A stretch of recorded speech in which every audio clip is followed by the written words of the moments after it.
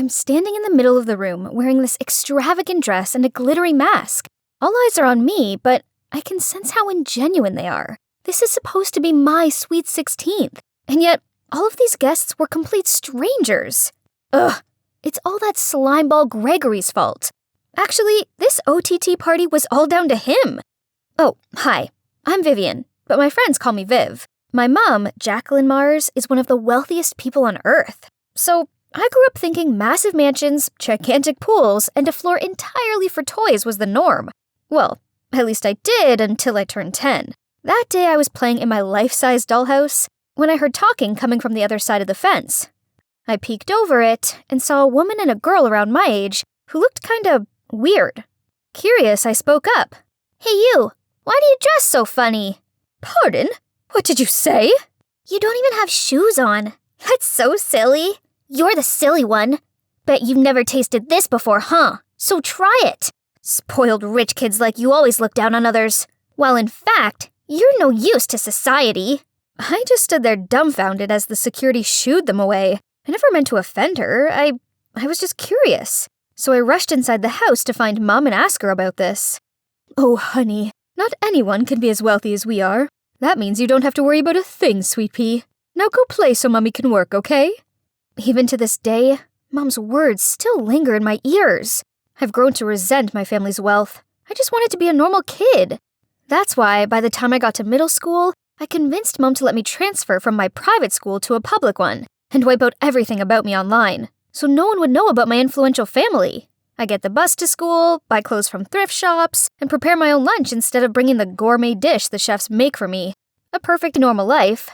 Until Gregory, Mom's so-called boyfriend, showed up. He sticks his big nose in everything. Thanks to him, Mom wouldn't stop nagging at me about my clothing, my trashy public school, or how I gotta stop hanging out with the mediocre kids. Ugh, he is driving me insane. And to top it off, he gave Mom the idea of throwing me a 16th birthday party. I hate attention. Mom knows this. But what Gregory wants, Gregory gets. This could be an opportunity to introduce her to society and gain new associates. It'd be good for her when she takes over business in the future, blah, blah, blah. Poof. Please. The only thing that man cares about is himself and his associates, not mine. In the end, I agreed to a masquerade ball, on one condition. Mom has to stop interfering with who I should or shouldn't hang out with, especially my friends at school. And that brings us to the present. Right when the host announces that it's time for my first dance? Huh? My what now? Ugh. Gregory! I was confusedly looking around to find a partner when suddenly a hand grabbed me. Birthday girl, come dance with me. Ugh, what a creep. Let go. Can somebody help me with this? Suddenly a boy around my age appeared. Oh my. He has the most beautiful gray eyes I've ever seen. Excuse me, sir. I believe the lady has agreed to have her first dance with me. Thank you, handsome stranger. As we danced, I couldn't help but stare dreamily into those gorgeous eyes of his. We were about to leave the dance floor when he whispered in my ear, "Wait here. I'll be right back." Who would have thought a superficial party like this would lead me to my perfect guy? Suddenly, I heard a snapping sound behind me, and as I turned around, my mask fell off. Oh no, a paparazzi cut my mask string. I tried to cover my face with my hands, but it was no use. Luckily, Mum rushed over and hid me behind her. Sorry everyone, but the party's over. We had a great time and hope to see you all again soon. Then she led me back to my room, while the security showed everyone the way out. From that moment on, my ordinary life ended for good. My face was plastered all over the internet as the billionaire Jacqueline Mars' daughter. Now everyone at school is looking at me funny. I don't get it, guys. I'm still the same old Viv. Oh, there my besties are. They would surely have my back, right? But nope. As I approached them, they went ballistic on me, saying how I don't trust them enough to confess about my actual background, so from now on we're no longer friends. This is so unfair. I never asked for any of this. I wipe away my tears, trying to act like nothing happened. Huh? What's this? There's a note lying on top of my books that says, "Hey, it's me, the guy from your birthday party. I'm so sorry for what happened to you. If you need anyone to talk to, text me anytime." Oh, so he's from our school? Wow. Just when I thought no one's there for me, he showed up again. But there's no name, though. Is he still playing this mysterious game? Okay, I'll just call him my masked knight then. From that day on, we texted nonstop. He just gets me. My family situation, my friends, everything. One time, he even secretly slid a Blackpink concert ticket in my bag, since I once told him that I was their diehard fan. Another time, he sent me a gift card to my all-time favorite ice cream store, Ben & Jerry's, just to cheer me up on a bad day. Aww. This ice cream tastes delicious, but I can't help wishing the masked knight was here with me. All I know is he has the most beautiful gray eyes and gorgeous black hair. Oh, speak of the devil. Hey, I have a surprise for you this Valentine's Day. Hope you're as excited to see me as I am to see you. Finally, I get to meet the boy I'm crazy about. I can't wait. On Valentine's Day, I was in English staring out of the window and thinking about my masked knight. I wonder what he looks like. Ladies, I brought your Valentine's roses. Here you go, Viv. This is it. It's gotta be from him. Happy Valentine's Day. Have a taste of the rose, then come meet me at the pool. X. I quickly unwrapped the candy, popped it into my mouth, then rushed to meet my dream man. Well, where was he? As I tried calling him, the room started to spin. I saw the outline of a blurred black figure, then... Ugh. My head is killing me. Where am I? And whose hand am I holding? Hold on. Those eyes. He must be. Thank goodness you're awake. Are you the one who danced with you at your birthday party? In the flesh. I'm Jeremiah, by the way. I had higher hopes for our first face-to-face meeting, but oh well. Turns out, he always knew I went to the same school as him, but he was a bit intimidated by my family's influence, so he decided to get to know me via text first. He said the cops had found some sort of sleep-inducing substance in my rose candy. Before I could quiz him anymore on this, Mom barged into the room and hugged me. After making sure I was okay, she turned to Jeremiah and said, "You saved my daughter. For that, I can never thank you enough. Please join us for dinner tomorrow night." Jeremiah seemed hesitant at first, but then he nodded in agreement. The dinner did not go as planned. Between Mom's blatant interrogating and Gregory's menacing looks, I could sense Jeremiah's discomfort. Then when Jeremiah asked where the restroom was, Gregory insisted on showing him. When Jeremiah returned, he seemed flustered and made his excuses to leave.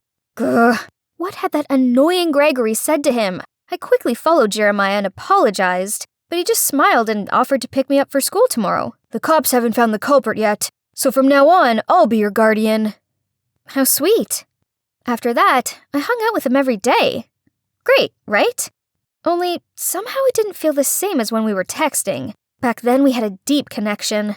Now it was just like two friends hanging out. Oh, and not to mention Olivia, Jer's childhood friend who can't seem to leave him alone for more than 2 seconds. One time, Jer and I were at the movies together, but guess who coincidentally appeared and plonked herself down next to him? Yep, Olivia. Worse still, with their giggling and popcorn sharing, I felt like the third wheel.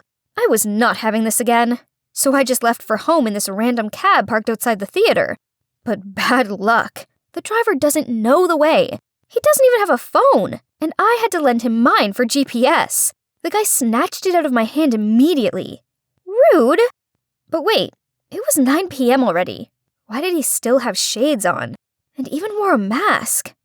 Right then, I realized the car had passed the town's border. Stop! The car suddenly filled with smoke, and the last thing I thought was, he has eyes that were exactly like Jer's. I woke up finding myself in this old, cobwebby room. Where is this place? And that driver guy? I have to get out of here now. Right at that moment, he came into the room with a smile. "Don't you recognize me? Will you have another dance with me? 'Cause I'd love that." What is happening right now? What he just said. Did that mean he's the actual masked knight? Maybe that's why I don't feel connected to Jeremiah. Why did Jer lie to me then? So many questions popped up in my head. Then suddenly I heard a car stop outside. That guy immediately went to check. This could be my chance of escaping. By the time I got downstairs, I saw the driver guy talking to Jeremiah. So I hid behind the door and watched on. Cameron, just stop this. Getting revenge on our father is one thing, but this is a step too far. Take Viv back to her family now and end this. I know this looks bad, but trust me, I'd never hurt Viv. I didn't mean for her to fall into the pool. That's why I jumped in to save her. But I need her as bait to show the world what that jerk Gregory is like. He doesn't deserve to be her father. I muzzled myself in shock. Gregory is their father? And that Cameron guy was the one saving me, not Jer? Don't you forget who abandoned us when Mom had a close brush with death, then took all our business and properties, even our home, leaving us helpless? That jerk deserves all he gets. I was trying to process it all when another car arrived, Gregory's. I quickly hid under the stairs before he walked in with a bunch of bodyguards.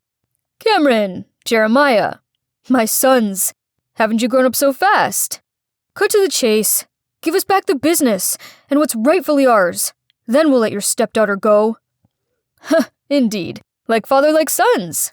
Very smart. But still amateurs, my boys.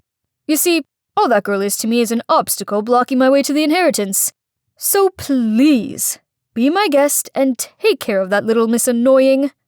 Aren't you afraid we'll expose everything you just said? And who's gonna believe you now? Jacqueline is mesmerized by me, so she'd believe anything I say. That snake. How dare he speak of my mum like that? Unable to hold in my rage, I jumped out of my hiding spot and screamed at Gregory. What did you say about my mum? You slimy, lying traitor! Nice talking to you all, but the fun has to end here. Goodbye.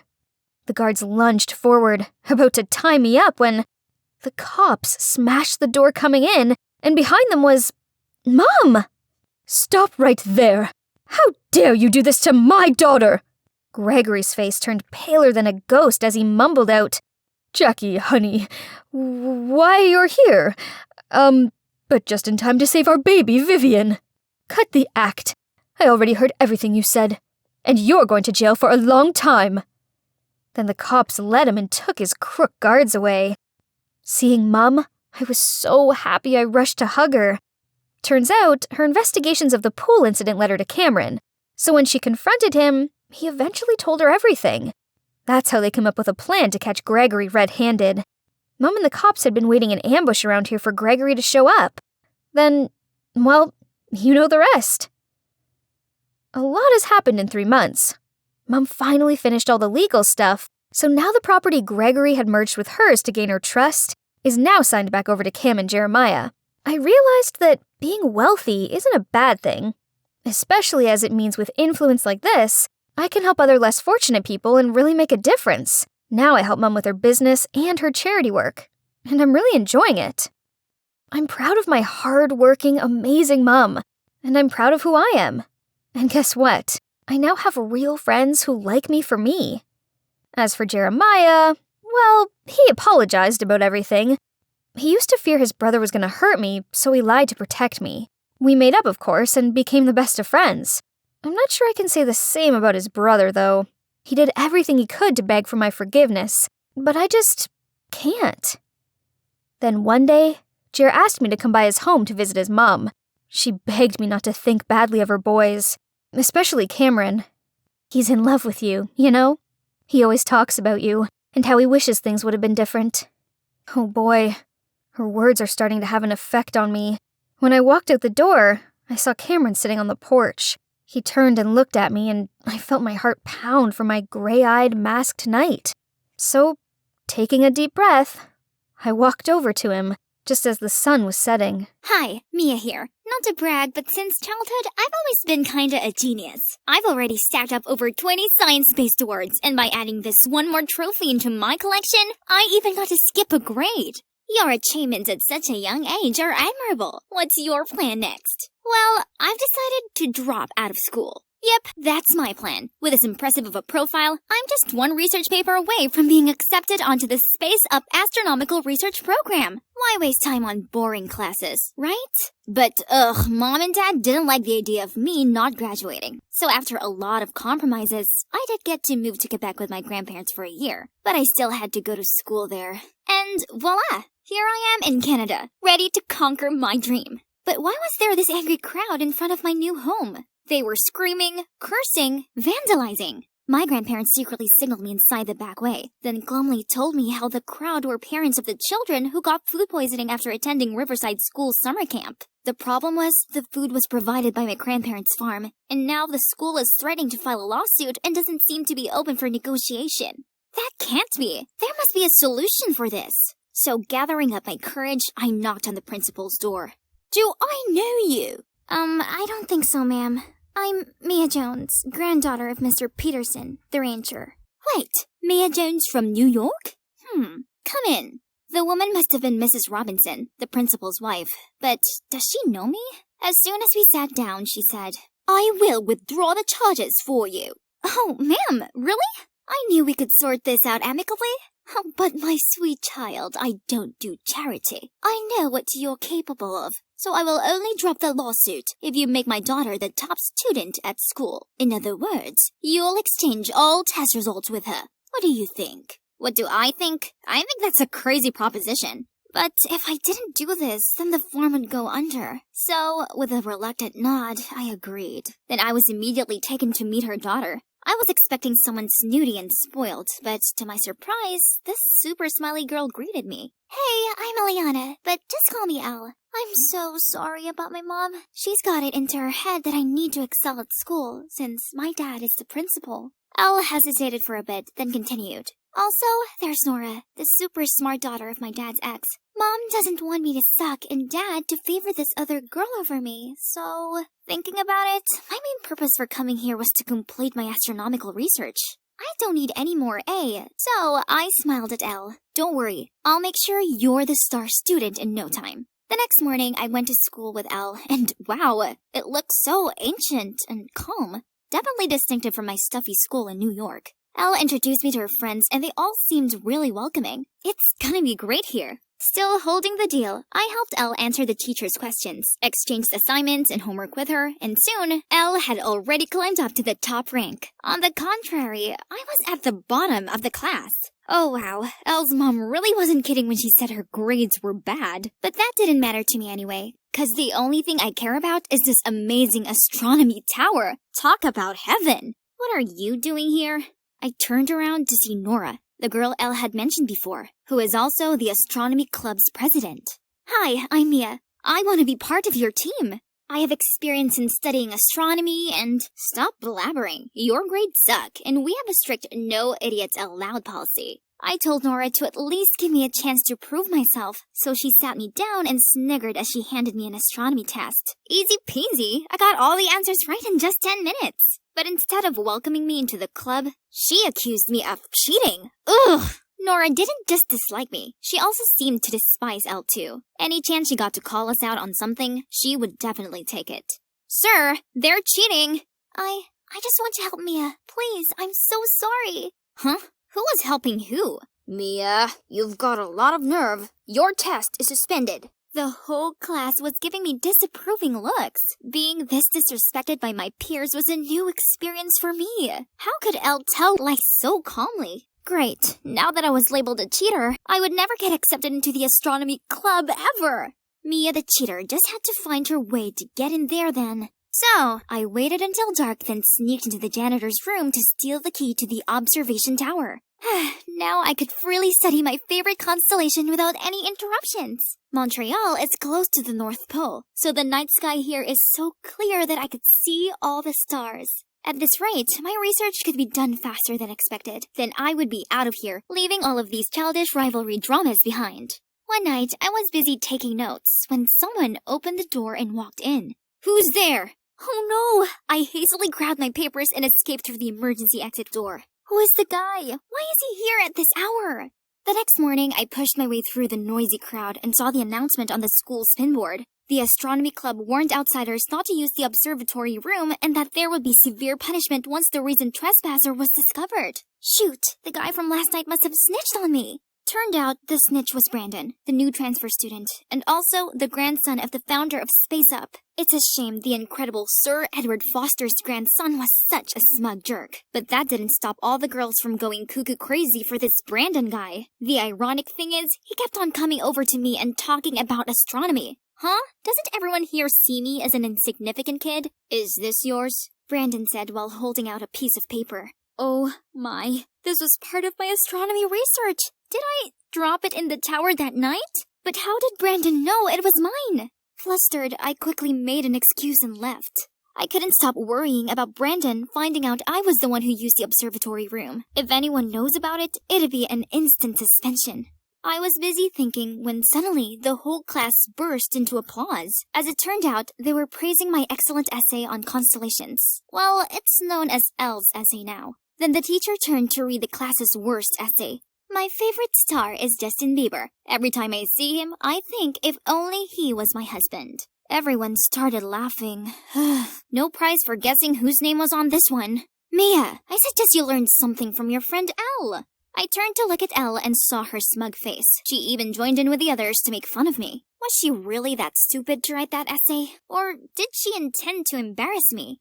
When I got home, Elle was already waiting on the porch to apologize to me. I helped you as promised. Shouldn't your mom keep her promise too? Get the lawsuit dismissed now, then I'll help you finish your final exam successfully. Else, I'm not doing it. She's on it, Mia. Don't worry. I know you're leaving after a year anyway, and I also know that you're the one who snuck into the observatory. So, if you want to leave peacefully, at least help me and Brandon to get together. You and Brandon? But what does it have to do with me? Elle then told me that Brandon was so impressed by her astronomy essay that he asked her out to discuss it further. But of course, she knew nothing about it, so she had a plan. I'll have my AirPod on, and you gotta stay on the line with me throughout the date so you could tell me the answers to his questions. If we become official, I'll buy you that telescope you bang on about so much. You know, that thingy-majiggy. Celestron telescope! Oh man, she really knew my weak spot. Alright then, we have a deal.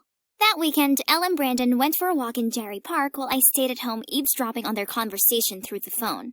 I see you have a passion for the Astros, so why didn't you join the astronomy club? Just 'cause I'm busy with my studies, and I also have piano practice, you know. Really? Oh, in the paper, you mentioned the black hole Sagittarius A. You seem to have done a lot of research about it. Could you tell me more? Although Elle seemed frantic having me put words in her mouth, everything went pretty smoothly. Only one thing. The more Brandon and I talked, the more I realized we had so much in common. Even if it was through Elle, I still felt a connection with him. I thought everything was going well between them, but no. One day, Elle came to me in a fit of anger and said Brandon had turned down her love confession.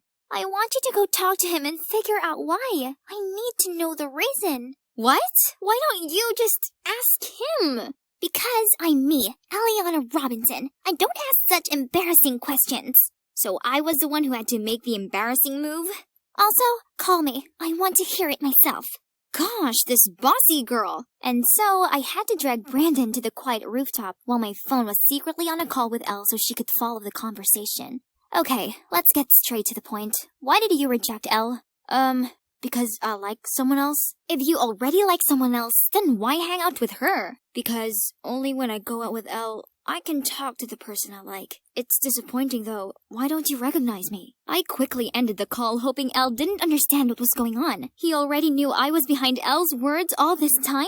It turned out Brandon had met me once in the city's ranking contest for students in 6th grade, in which I surpassed him and won the first prize. He'd never met a kid smarter than him in astronomy before, so when he saw me again at school, he instantly recognized me. Only he couldn't understand why my score was so low. Brandon wanted to talk to me, but he said that all he received was a cold shoulder. I felt a bit guilty, but it's all because he told the school administration I snuck into the astronomy room. But it turned out Nora was the one who reported me. Nora was there at the time too. By the way, why do you have to do Elle's homework?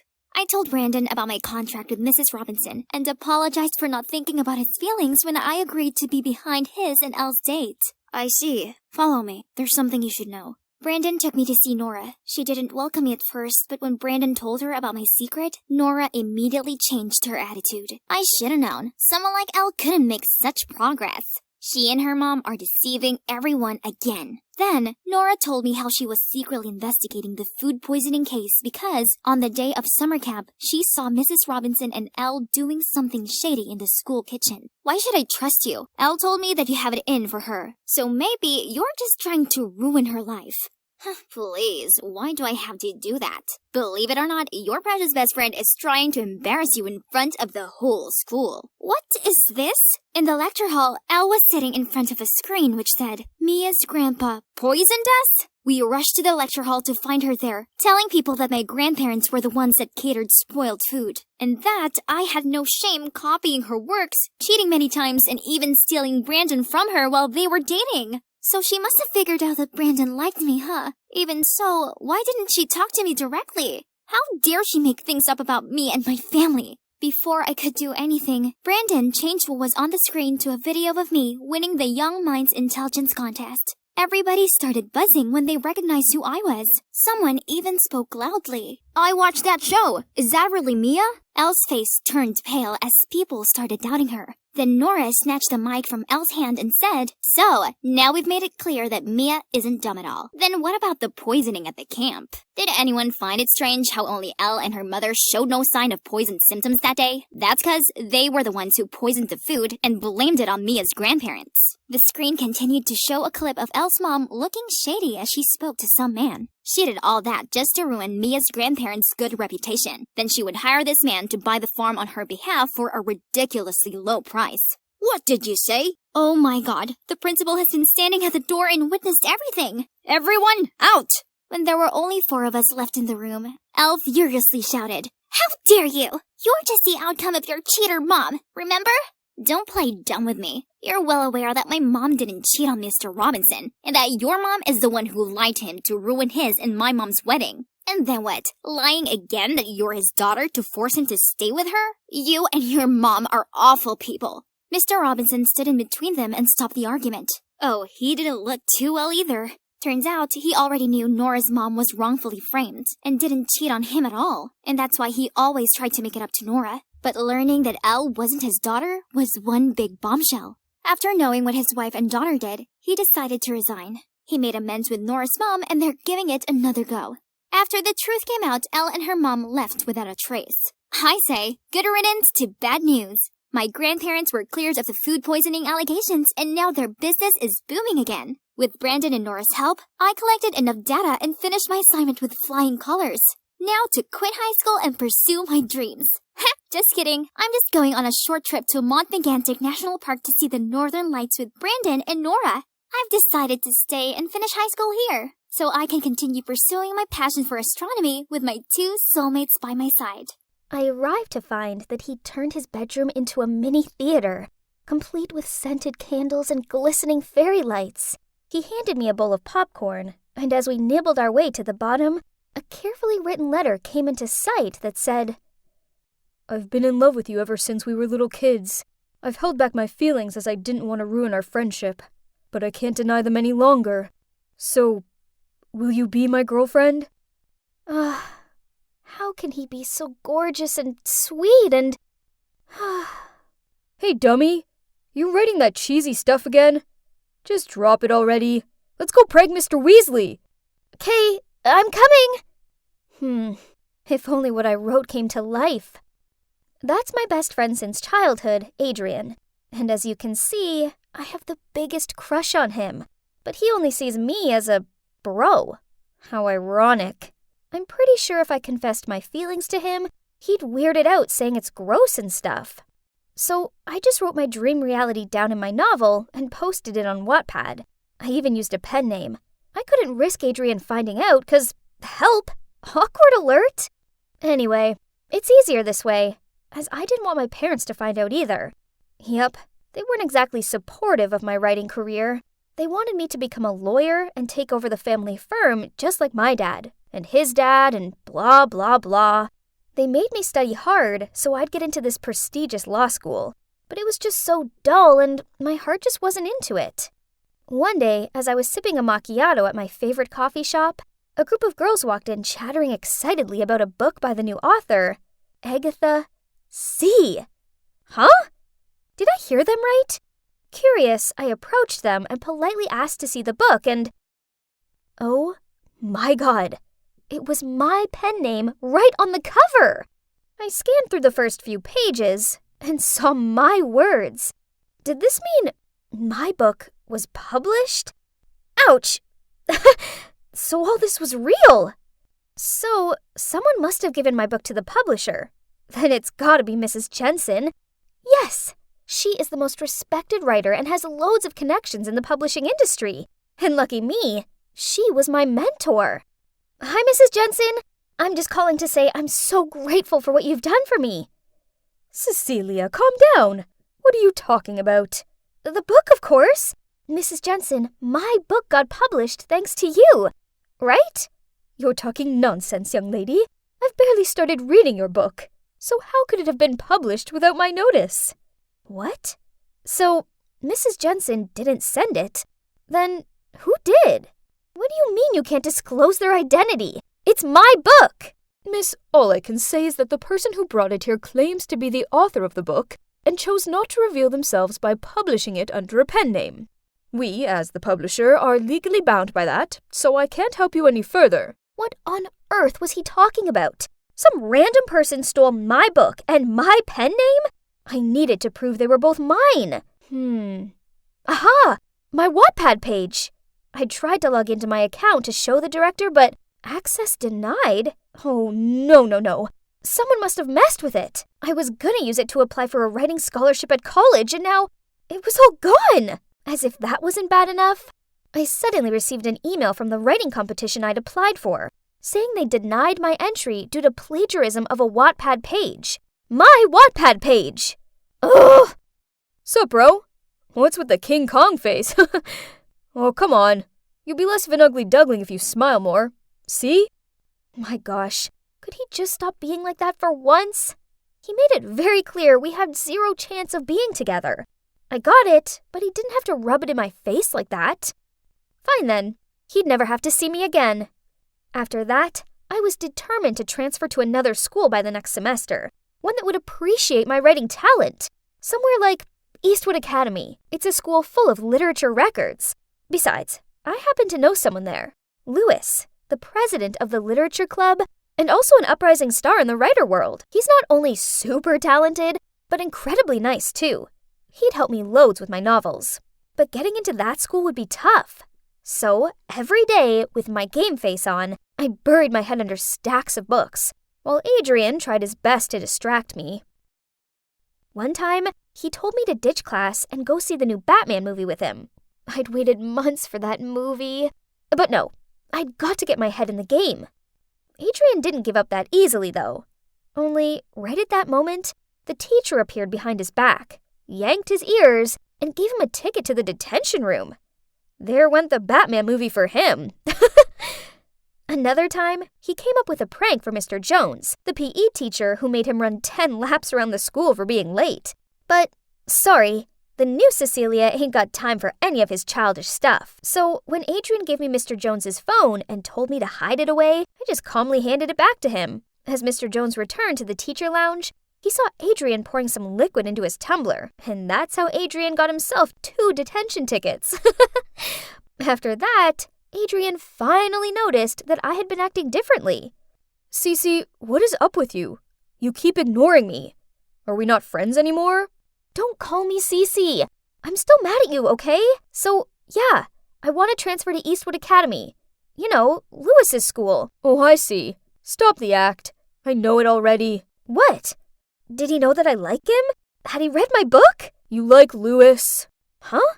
Oh. Phew. But hang on. He really thought that? And was he annoyed? Interesting. Yep. In fact, he asked me out to dinner this Saturday. Really? Okay then. I'll go with you. Can't trust this guy. And so, Adrian tagged along. He kept complaining about how I dressed up all pretty for Lewis, and how he had the nerve to be late. So, this is what he's like when he's jealous? Kinda cute, though. As Lewis arrived, he gave me a big hug, and I could feel Adrian's glare behind my back. I sat close to Lewis and giggled at everything he said. He immediately got what I was trying to do, so he acted along, putting his arm around my shoulder and slightly stroking my hair. At one point, I even helped Louis take a fallen eyelash out. And oh boy, Adrian couldn't help but lunge forward to separate us. Right at that moment, I heard a familiar voice from behind. Cecilia? And who are these young men? Louis? Oh, hi, Mrs. Jensen. What a small world. You know Louis too? She didn't answer my question. Instead, she gave me a stern look, then dragged me outside. Cecilia, what are you doing with that no-good traitor? You mean Louis? Who else? He was heavily criticized and boycotted by the whole writers' community. I strongly suggest you give him a wide berth. Oh my. I had no idea Louis had such a bad reputation. He was always so kind to me. Unless this was just an act because he wanted something. Like my novel. What if he was the one who stole it? This was not good. I rushed back to my table, quickly said goodbye to Adrian, then dragged Louis away. Did you or did you not steal my book? What? No! Did Mrs. Jensen tell you that? Turns out, he used to be Mrs. Jensen's brightest mentee. Then he fell in love with her daughter Demi, and they started dating behind her back. But then out of the blue, Demi suddenly broke up with him. Heartbroken, he cut all ties with her and her mom. But Mrs. Jensen took offense at this, and had been on his back ever since. Gosh, now my head was spinning. I had no idea who to trust. Come to think of it, back in my mentee months, I also lost one of my manuscripts. I sort of ran into a dead end with that one, so I didn't do any digging, but it can't be a coincidence, right? It must have been Mrs. Jensen who stole them. No way! She's an incredible writer. Why would she do something like that? There's no better explanation for this. Don't worry. I've got a plan to expose her for the stinking thief she is. He then called the publisher, pretending to be some big-shot producer, and asked them to arrange a meeting with the author of my stolen book, as he'd like to produce a high-budget movie based on it. Brilliant, isn't it? We arrived at the rendezvous in awesome disguises and waited for this to play out. Our tension rose as the footsteps got closer. And then, standing at the door was, well, Mrs. Jensen. How could you? I trusted you! Cecilia? What's going on? Oh, drop the act. There's no movie. We only planned this trap to expose you for the book thief you are. Mrs. Jensen persistently denied our accusations and claimed she was only here because her daughter arranged a big surprise for her. Then Louis and Mrs. Jensen started quarreling with each other and it all got messy. Stop! Both of you, please just stop! Demi, please explain yourself. It was me, okay? I stole your book, Cecilia. I saw it on Mom's desk. I'm so sorry. I don't understand. You don't need to steal someone else's hard work. You already are an excellent writer. No, Mom, I'm not. I've tried so hard to meet your expectations, but I just can't. I didn't want to disappoint you, so I stole your mentee's work. Including yours, Louis. I was so ashamed of myself I couldn't face you after that. I'm so sorry. Louis let out a long sigh, then pulled Demi in for a hug and comforted her. Right at that moment, Adrian barged in and grabbed Louis's collar. You jerk! You were flirting with Cecilia a day ago, and now you're canoodling with another girl right in front of her? Adrian, stop! It's not what you think. Then I led him out of the restaurant. Turns out he saw me leaving the house with Louis looking all weird, so he decided to follow us here. The truth is, I don't have a crush on Louis. I was just trying to see if you think of me as more than just a friend. Well, I do like you. Like, a lot. But I don't want to risk our friendship. I can't bear the thought of not having you in my life, so I figured it'd be best to treat you as one of the guys. Guess what? I like you too, idiot. So, what do you say? Yeah, let's give it a shot. But you have to promise me if things don't work out, we'll still be friends, okay? Promise. Then we pinky swore just like when we were little kids. Only this time, he pulled me in for the best kiss ever. Finally, my book's mine again. And guess what? It has just become the #1 bestseller novel according to the New York Times. Ah! This calls for a celebration. Adrian, will you help me with the guest list for the party? Sure, sweetie. Who do you want to invite? Now, let's see. There's my parents, who were so impressed with my independent work that they're now letting me follow my writing dreams. There's also Louis and Demi. Aw, they make such a cute couple. Demi decided to start over with her writing career, this time without the pressure from her mom. And with Louis's help, she's got a bright future ahead. And last but not least, Mrs. Jensen, who's now fully supportive of her daughter's career and her relationship with Louis. I guess it's a happy ending for both my novel, me. So my dream of conquering Hollywood and becoming a world-renowned actress is finally beginning. Today is my first casting. Oh boy, I hope it runs smoothly. Now I just have to change my clothes. I heard that Jenny Sinclair is here too. She's bound to get the main role, as her billionaire dad is too influential for her to not to. Ugh, you mean Jenny? The talentless eye candy? She's nothing special. Her dad's loaded, and it's rumored her mom is a famous actress. But after giving birth to her, she abandoned her for a movie role. This is so unfair. How are we meant to compete with some rich girl with a paternal sob story? Yes, I'm Jenny Sinclair, the daughter of billionaire Rod Sinclair, and the rumored daughter of a mysterious famous actress. People think growing up in wealth means my life is super easy. Wrong. My dad refuses to talk to me about my mother, hence, even I myself don't know who she is, and Dad is also completely against my acting dreams. You see, I definitely needed to win this role on talent. Then they'd all take me seriously. It's almost my turn. I'm so nervous.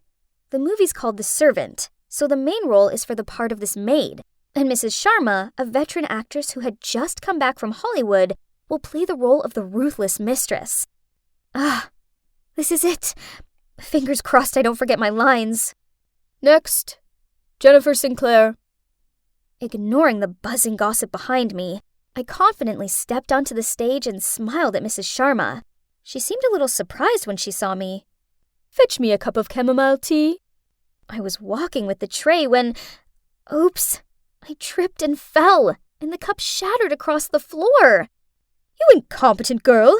You do realize that cup was worth more than you are? Huh? This wasn't in the script. Stunned, I just stood there with a confused look on my face. Poof! Miss Sinclair, how are you supposed to be an actress when your reactions are this abysmal? Acting is also about improvisation, not just learning the script by heart, young lady. Jenny, you clearly didn't do your research, as you're clueless about this character. I regained my composure, hurriedly apologized to Miss Sharma, and begged the director to let me try one more time. I don't have time for this. How can a young girl who was born with a silver spoon in her mouth ever understand the life of a maid? Please leave. Other contestants are waiting. So, my dream casting became a nightmare. Ugh, it felt like the whole world was laughing at me. Miss, please get up. You need to eat something. Please don't be down. There'll be plenty of other opportunities. No, that was my big chance, and I blew it. Lucas Hemingworth hates me. That basically means the whole industry will now shun me. Oh, him. My aunt's his housekeeper, and she said he's a horror to work for. He's fired 5 housekeepers within the last month, and now nobody dares apply. Don't let him get you down. Everybody knows how obnoxious he is. Did you just say Lucas Hemingworth is looking for a maid, and you know the housekeeper there? That's right, but this is the perfect way to show him that I'm not just a pretty face. I might seem like a spoiled rich girl. I sure still can play the role of a maid better than anyone else. Please help me, or else I'll go on a hunger strike. Before she had a chance to reply, I grabbed the glass of milk and glugged it all in one breath. Okay then, we have the deal now? Hey, it's me, Jenny. I pass for a maid now, right? Remember what I told you, and never set foot in the master's working room without being asked. Now go to the warehouse and get me the box of Christmas decorations. Ugh, this box was so heavy. Suddenly I bumped into something, and as I fell, all of the Christmas decorations scattered across the floor. Huh? What was beneath me? Oh no, I was lying on top of someone. Oh my god, it was Lucas. I quickly got off him and apologized, but he just tutted at me, then walked off. I was feeling dumbfounded as I picked up the decorations when this girl approached me. You're the new maid, huh? Don't think that being pretty means you can seduce my dad to become a famous actress or something. Here's a piece of advice. Don't even dream about it. From now on, this maid serves me and only me. What a bummer. It was only my first day and I'd already got on the wrong side of Lily, the director's daughter. She already had a reputation in the modeling world for her extremely unpleasant personality. And indeed, from that day on, whenever she was home, she spent every second of her time tormenting me. Once, Lily asked me to bring her a cup of hot tea, but as soon as I put the tea tray down, she immediately changed her mind. She wanted her tea to be cool instead, so I had to stand fanning the cup for half an hour. Then, on another occasion, she ordered me to stand by the pool in the midday heat holding a tray of fruit. Then after each lap, she made me feed her a piece. It's not surprising I ended up with heat stroke and fell into the pool, which must have been extremely funny to Lily. Ugh. Well, she who laughs today may weep tomorrow. The next day, while watering the roses in the backyard, I caught sight of Lily acting out the part of the maid in front of her father through the living room's window. It seemed that she wanted to take the lead role in the movie too. I think you should just focus on your commercial advertising projects. You haven't learned the lines, and your fake crying is terrible. Do you even know which book this movie is adapted from? Then he just left, leaving her with her tantrum. At that moment, Lily caught me standing there laughing. So, as punishment, she ordered me to clean every single book in the library. Ugh! Whatever. I liked books anyway. Standing on the ladder cleaning, I happened to see the original copy of The Servant, the book the play is based on. I took it off the shelf, when suddenly, the sound of the door opening startled me. I quickly put the book back and tried to climb down the ladder, but then I misplaced my footing and... Firm hands grabbed my waist and guided me onto my feet. They were wearing a hoodie, mask, and sunglasses. OMG, had a thief just saved me? Who are you? How did you get in? This is trespassing. Do you realize whose house you're trying to rob? And you, do you know who you're talking to? Thief. Ridiculous. Then he pulled down his hood and took off his sunglasses and mask. Oh God, it was Jack Jerome, the hottest actor on the scene right now. Before I could react, Lily's high-pitched scream startled us both. Jack, you're here! It's so exciting that you're staying with us for the next few months. I'm such a huge fan. To Lily's dismay, Jack ignored her, then coldly walked out of the room. So, turns out Jack's been cast as the male lead in The Servant, and to avoid adding to his already scandalous past and thus affecting the movie, Lucas insisted he stay here during filming. Anyway, even though I didn't like Jack at all, at least him being around meant Lily was too busy clinging onto him to pester me. These days, I often take advantage of the late-night cleaning time to study the original book. The last audition is coming up, and I have to understand my character better than anyone else. I was cleaning the kitchen while reading when suddenly I heard footsteps.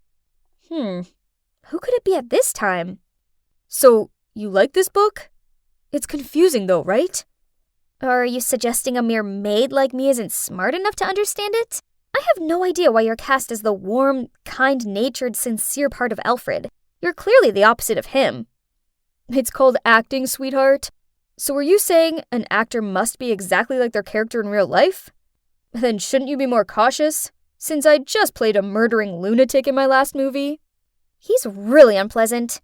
Arguing with someone as arrogant as him was pointless. I'd just taken a few steps when I slipped over, but Jack reached out and grabbed my shirt tail, which helped save me from falling flat on the ground, but caused my shirt to tear. I blushed in embarrassment and tried to fix it. Here, have this, he said, as he quickly took off his jacket and placed it around my shoulders. At that moment, out of nowhere, Lily appeared. On seeing her, Jack hurriedly left the kitchen. She stormed over to me and yanked his shirt off me. What now? Changing your target already? But let me remind you, you're just some dumb maid. Jack's mine? Oh, poor Lily. You delusional girl. I'm not interested in Jack. But it doesn't take more than a glance to tell he's not remotely interested in her. Because of yesterday's incident, Lily made me wake up at 4 a.m. to bake probably all kinds of cakes that exist on Earth. I'd just finished decorating the last batch when she rushed into the kitchen, snatched the apron and gloves off me, then put them on. I didn't have time to understand what was happening when Jack walked in and she quickly held the plate out to him. "Have a bite! I got up early to make it for you." What a fake! Jack was about to pop a piece of cake into his mouth when I realized it was almond. He's allergic to them. "Stop! That cake has almonds in it. Here, have this one." He took the cake, then winked at me before he walked off. Yeah, his personality sucks, but oh boy, how to resist that strong jawline and those beautiful deep eyes? Naturally, Lily was furious, so she forced me to make tea. But no matter how much she knocked on Jack's door, he wouldn't open it for her. So she angrily threw the tea tray on the ground and yelled for me to clean it up. Oh my, it was such a mess. The carpet was tea-stained and there were bits of chipped china everywhere. I started picking up the pieces when, ouch, I cut my hand. Jack immediately opened the door. Then on seeing my bleeding hand, he quickly led me into his room and helped me bandage the cut. I didn't know he had this warm side to him. How surprising. This weekend, the director's having a small gathering for the film cast and crew, so my time was taken up with the preparation for this. Now I was confident to say that I had fully understood what it's like to be a servant. There's no housework that I hadn't tried. I also accidentally lied to the housekeeper that I used to be a bartender, so she assigned the cocktail making to me. I was trying to get my head around the recipe of a cosmopolitan when Jack walked in. Pretty good, but perhaps it needs a little more cranberry juice. You want them merry, not passing out. I know all the guests coming, so I can give you hints on what cocktails to serve them. That's a good thing. I could ask him more about my future co-stars. The two of us talked passionately about wine, cocktails, and the servant book. Turns out he's actually quite sweet, and nothing at all like those ego-driven swine the press portray him as. While talking and drinking, I felt a little dizzy. Suddenly, Jack approached me. Actually, I find you quite captivating, so you can quit playing around now. Playing around? Huh? You think I like you? You're drunk. I was about to leave when Jack stopped me. You're always falling over in front of me. You remember my almond allergy? You're reading the book I'm cast as the lead in. If you don't like me, how come you've been with me this whole time? I looked at Jack confused. Honestly, every time I faced him, I felt my heart skip. Seeing me blushing, Jack gently lifted my chin and placed a sweet kiss on my lips. Right then, a scream made me jump and almost fell over again. Ah! What on earth are you two doing? I frantically ran out of the kitchen, leaving Lily screaming behind me. I sat outside by the pool until I regained my composure. That was unexpected. My first kiss was with Jack, the scandalous actor I hated the most. I think I needed to leave before things became even more complicated. After composing myself, I went back to my room to start packing, and saw my clothes were thrown across the ground, and there, sitting on my bed with a smug look on her face, was Lily. She waved my passport and script in her hand. "Jenny Sinclair, it appears I know your secret. How humble of you to lower yourself to play a maid just to get a movie role. Imagine the scandal if the press found out about this. No one would dare to cooperate with a snake like you." I angrily grabbed my things back, but it didn't work. Lily even pulled out her phone to film and threaten me. "Do what I say, else this video goes viral. Then not only will your daddy dearest know you've been scrubbing toilets all day, but imagine the damage your lies will do to his precious reputation." Ugh! She was messing with the wrong girl. My method acting experience was over. I was done being her puppet. It's time she realized who's the true master of this game. Sir, we're looking for the nearest landing point. Our helicopter has lost 2 engines. Mayday! Mayday! Mayday! Jetfly 457. Do you know who I am?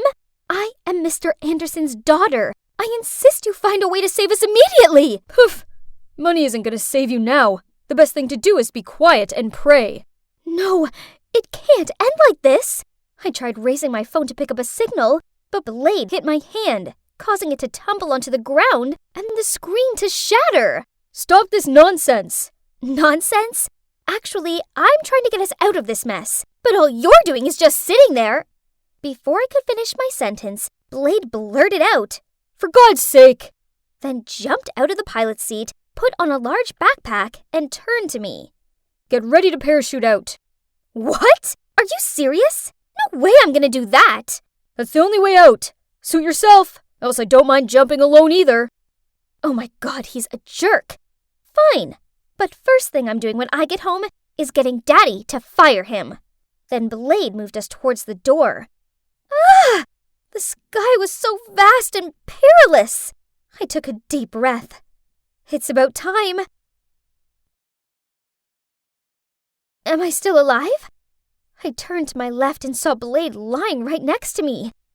Oh, from this angle, he looks kinda handsome. But wait, why wasn't he moving? Oh my God, is he? I sat up and shook him vigorously. You can't be dead! You must get me out of here! You haven't given me a chance to fire you! Shush. Turn the volume down, will ya? Oh God, you're awake. Take me home at once. I want to go home, not this disgusting place. You're the one who insisted on flying with me in the first place. That's not how you talk to your mistress. He rolled his eyes at me and muttered under his breath. Oof, please. You're not my mistress. You're just my employee's spoiled daughter. Can you believe the cheek of that man? Ugh! Anyway, I'm Maya, the beloved daughter of the CEO of Anderx Corp. And that jerk is Blade, my father's private pilot. I don't know why my father likes him so much. He's sarcastic, abrupt, and crude. The only reason I was flying with him in the first place was because he was going to pick my father up from a meeting in Rio, which coincidentally, I was in need of a weekend getaway under the hot tropical sunlight. So, 2 birds, 1 stone, huh? But, yeah, this is what I got instead. Oops, how embarrassing. Why was my stomach growling like this? Hearing that, Blade immediately opened his backpack and took out a sandwich. I reached out to take it, but what? He stuffed it straight into his mouth and grinned at me as he chewed. Fine, he could keep his lame food. At that moment, we heard a loud noise in the sky. We looked up and saw a rescue helicopter. I jumped up and down, waved, and shouted to catch its attention. After a while, I turned around and saw Blade doing something weird. What on earth are you doing? Come here and shout! Now is not the time to build tiny stick houses or whatever, mister. But he just rolled his eyes and carried on. How dare he? I jumped in and kicked hard at the pile of twigs he was stacking. Geez, he sure looked annoyed. Why are you looking at me like that? It's you who keeps doing all that nonsense this time. Your shouts are useless here. This fire was our only chance of sending that helicopter a distress signal, and you just ruined it. Then he stormed off, leaving me all alone. So the rescue helicopter flew away, and our survival journey continued, unfortunately. Hey, slow down. How long does it take to this stupid brook? And guess what he said to me? We only have 1 bottle of water, so if you don't want to die of thirst, I suggest you shut up and keep walking. Blah, blah, blah. But we went on and on and on, and still couldn't find the brook, even though the sun had already set. So we had to create a makeshift tent with our parachute, and the 2 of us gradually fell asleep.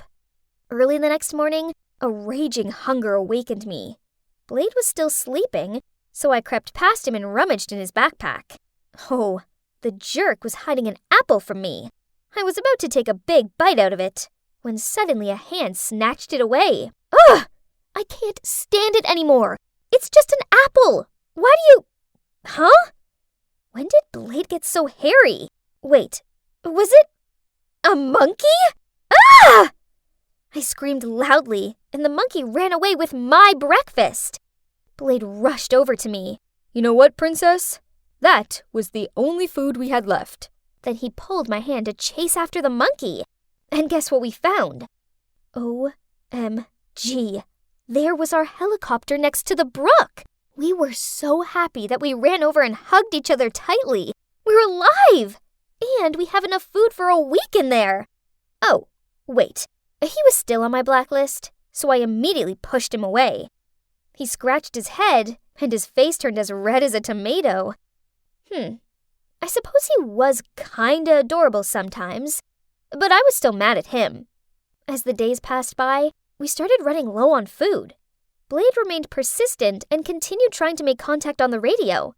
Finally, he detected the frequency and... Eek! We got a reply! They told us to wait a little longer, and the next morning a helicopter would come to the rescue. At last! This was our last night in this awful place. Blade was so cold and unpleasant at the beginning, but over the past difficult days, he seemed to have opened his heart and really showed his warm side. We actually spent hours chatting that night, and I listened to him talk about his tough childhood in the orphanage and his dream of flying freely in the sky. That's great! I wish I had a dream to dedicate myself to. Oh, you don't have any? Actually, yes. Since my mom passed away, my father started working even more. I longed to have my happy family life back, but it wasn't to be.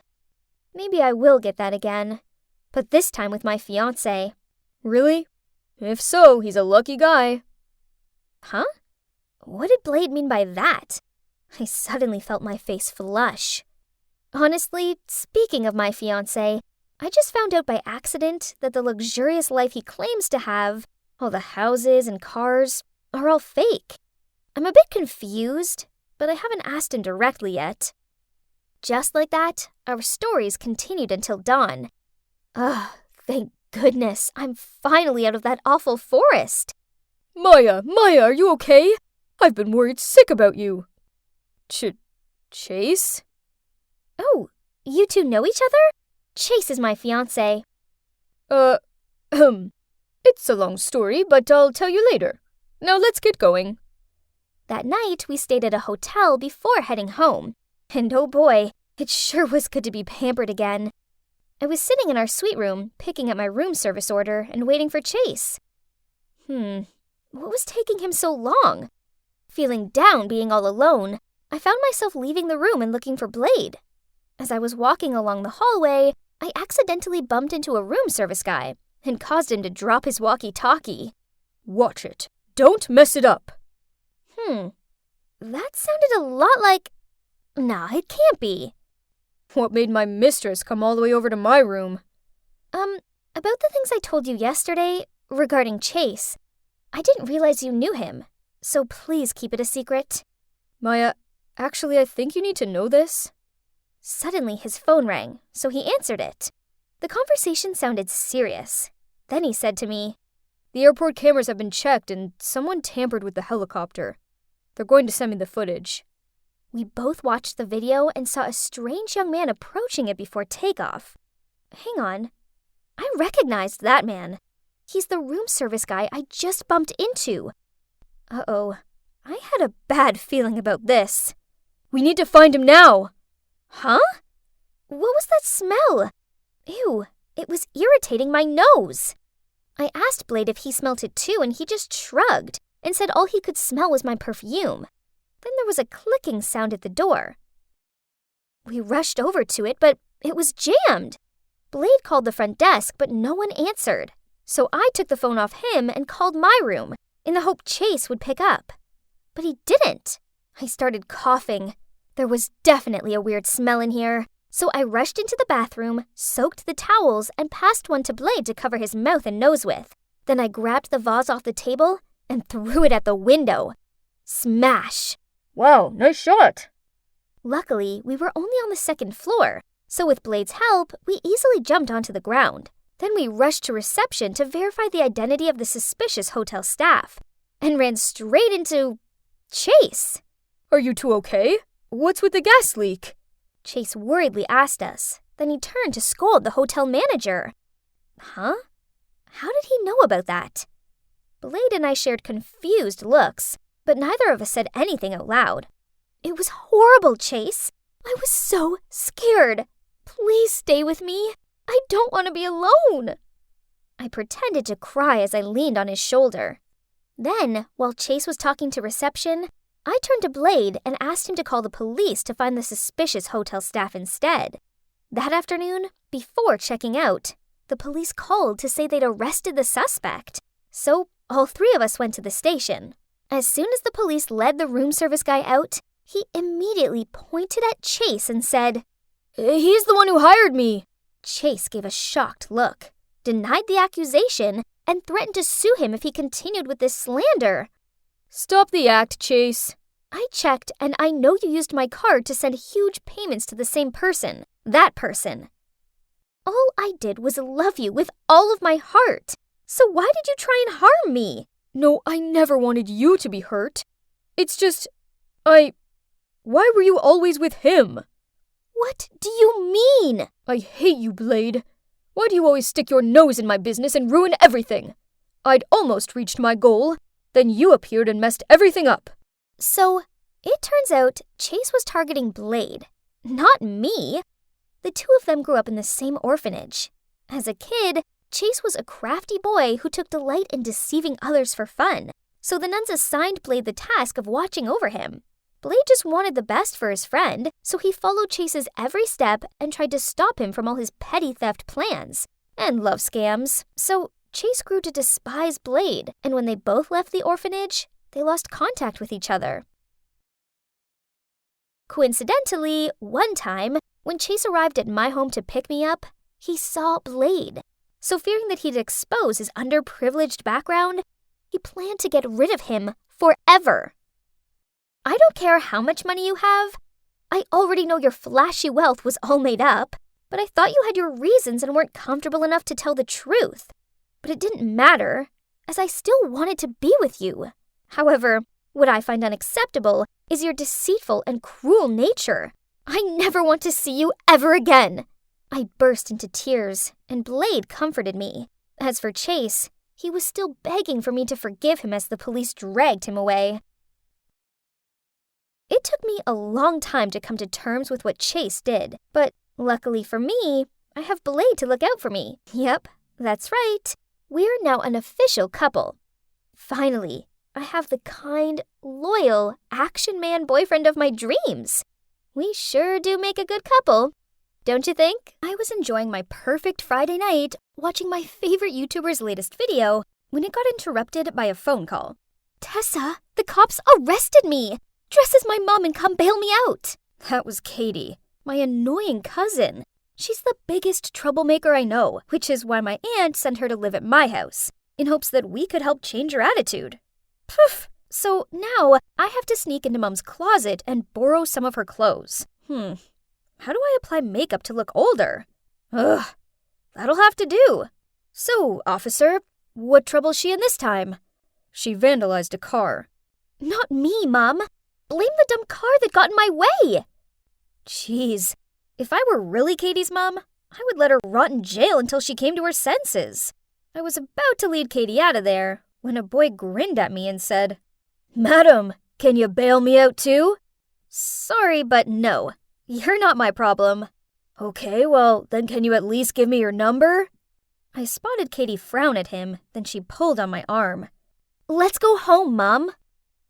Katie, can't you grow up? I can't cover for you forever. You'll do it, else I may just accidentally slip out your little secrets to your parents. Ugh, that threat sure is getting old. Okay, so I didn't bail out Katie out of choice. You see, she has something over me. The thing is, I have a passion for baking, but my parents think this is a waste of time.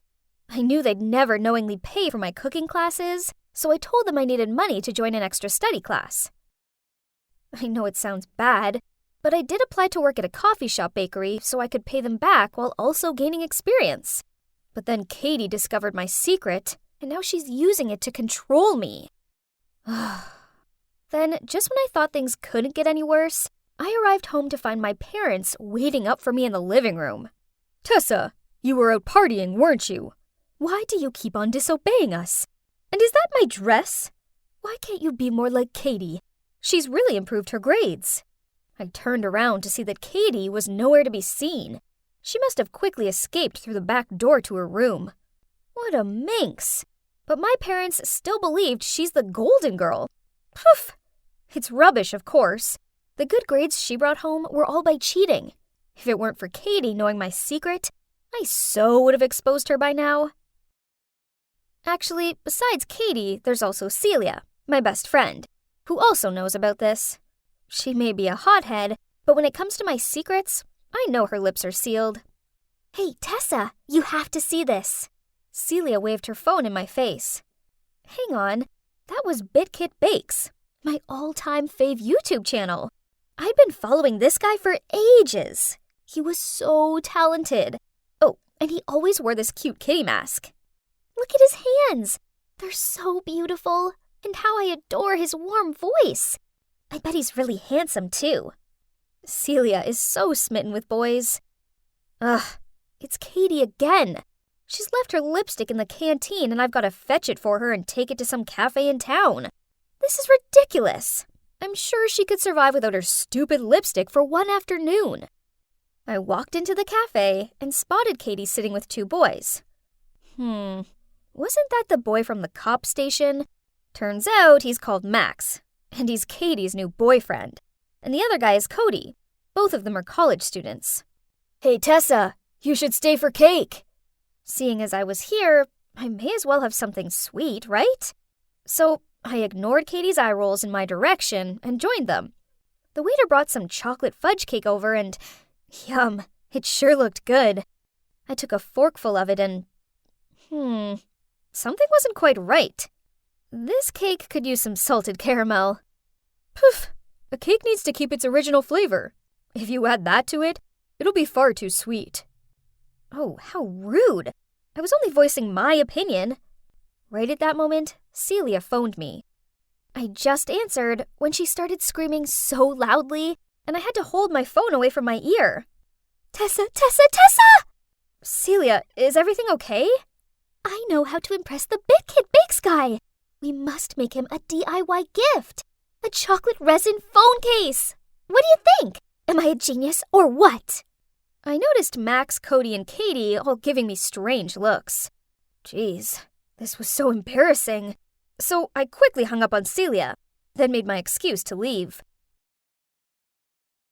Ugh. I liked it better when only I knew about BitKit Bakes. I watch his videos every day and daydream about baking with him. But now Celia's obsession over him was kinda tiring me out. She texted me nonstop to ramble about him and dragged me into her silly fan projects. She even joined this online fan club of his, and they all talked about how fit he looks, how handsome he must be. Hello, does anyone here really care about cooking? At least work meant I had a break from Celia's mithering. Ugh, what was he doing here? He bought 2 cups of coffee, then asked to borrow my phone because his was out of battery. I reluctantly handed over my precious phone, but then I heard a ringtone. Max excitedly took his ringing phone out of his pocket and said, "So now I have your phone number, cute girl." What? The cheek of him! I'm his girlfriend's cousin. Has he no shame? I gave him a dumbfounded look, but he just smiled, handed back my phone, and winked at me. "I saved my number in your phone. Give me a call." Then he left. He'd just reached the door when I snapped out of my daze. The phone case. Our chocolate phone case. Why did he have it? It's one of a kind, and we've already sent it to BitKit Bakes. Didn't we? I was about to run after him to clear this up when Katie appeared. "Max, why did it take you so long to buy coffee?" Then she stormed over to the counter as soon as she spotted me. "Stay away from my boyfriend, or your secret goes parent public, okay?" Katie glared at me and dragged Max away. Even though they were leaving, I could still hear her voice. "Don't talk to that girl. I don't like her." Huh? What on earth? Who wants her boyfriend anyway? How irritating. One evening, I was lying on the couch and thinking about whether Max could really be BitKit Bakes when Celia excitedly ran over. "I have our mysterious idol's phone number!" Oh no, here we go again. Celia was way too excitable sometimes. "So, a secret source that's in the fandom sent it to me. I wonder if this is his real number." You really believe that's BitKit's number? Let's just give it a try. We have nothing to lose. It would be a lie to say I wasn't any tiny bit curious. So I entered the phone number, and as soon as I pressed the call, Max's name appeared on the screen. Huh? What's this? I quickly hung up and turned to tell Celia that it was just a fake number. If Max is really our idol, then I don't want Celia getting muddled up with my crazy cousin's love life. Celia just shrugged and said, "It's okay, I'll find another way." Then she did that sticking tongue-out concentration face of hers as she fiddled around on her phone. The next day, I got home from my shift feeling a little worn out, but Celia still wouldn't give me a break. She came right over and dragged me out somewhere. "Where are we going?" I asked, but Celia just kept silent. Then we stopped in front of a small white house. At that point, Celia said, "My source says this is BitKit Bake's home. We're about to meet the most amazing guy ever." Before I could react, Celia ran to ring the doorbell. And as soon as the door opened, standing in front of us were Max and Katie. "Tessa, why are you here?" "You know him?" This is Max, Katie's boyfriend. We were on our way to a friend's party, but it seems like we have the wrong house. Sorry for bothering you." Then I hurriedly pulled Celia's hand to leave. But Max stopped us. "Oh yeah? Then you must have come to the right house. We're having a party, so join us." I quickly waved my hand to refuse, but Celia immediately said, "That would be great." And then, ignoring Katie's death stares, pulled me inside. So turns out Max lives here with Cody and this guy called Trevor. I'll find out which of these three boys is our idol. Wait for it. Celia made up some excuse about loving their decor and wanting to see the rest of it for inspiration. Trevor, who seemed to like her, jumped at the opportunity to show her around. Meanwhile, I wandered into the kitchen to try and solve the BitKit Bakes mystery myself. Max was in there making himself an egg sandwich, but, oh my god, had he never touched a whisk before? He's so clumsy. I don't think there would be much of the egg left in the bowl after he's done whisking.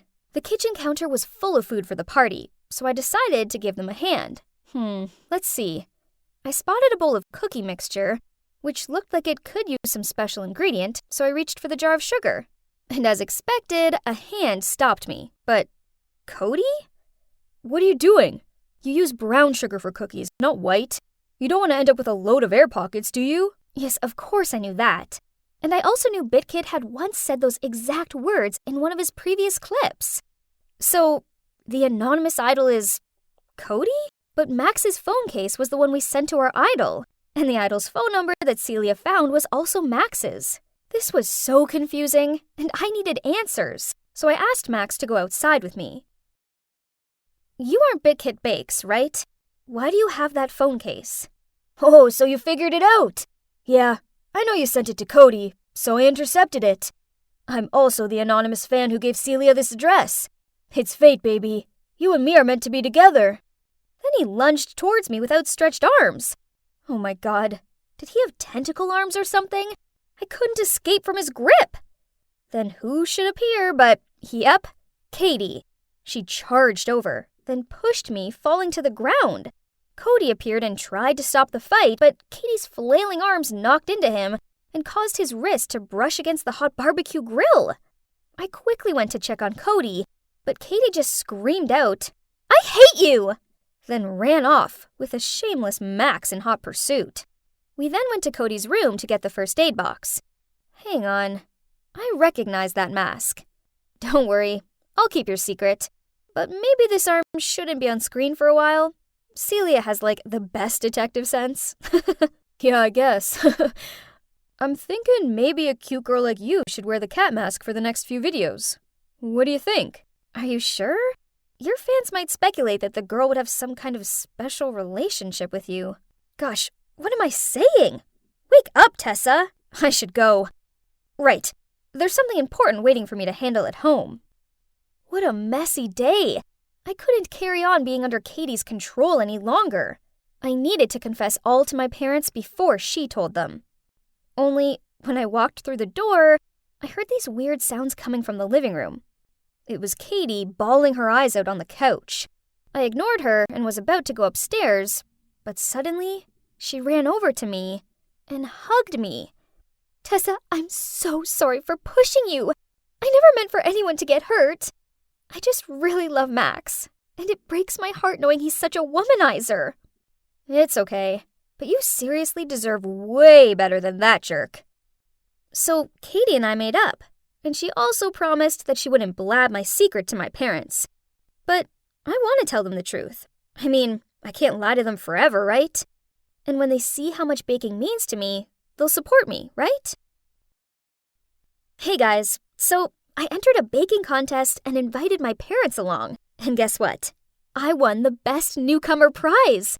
Eek! Better still, my parents congratulated me and told me that if I loved baking this much, I should follow my dreams.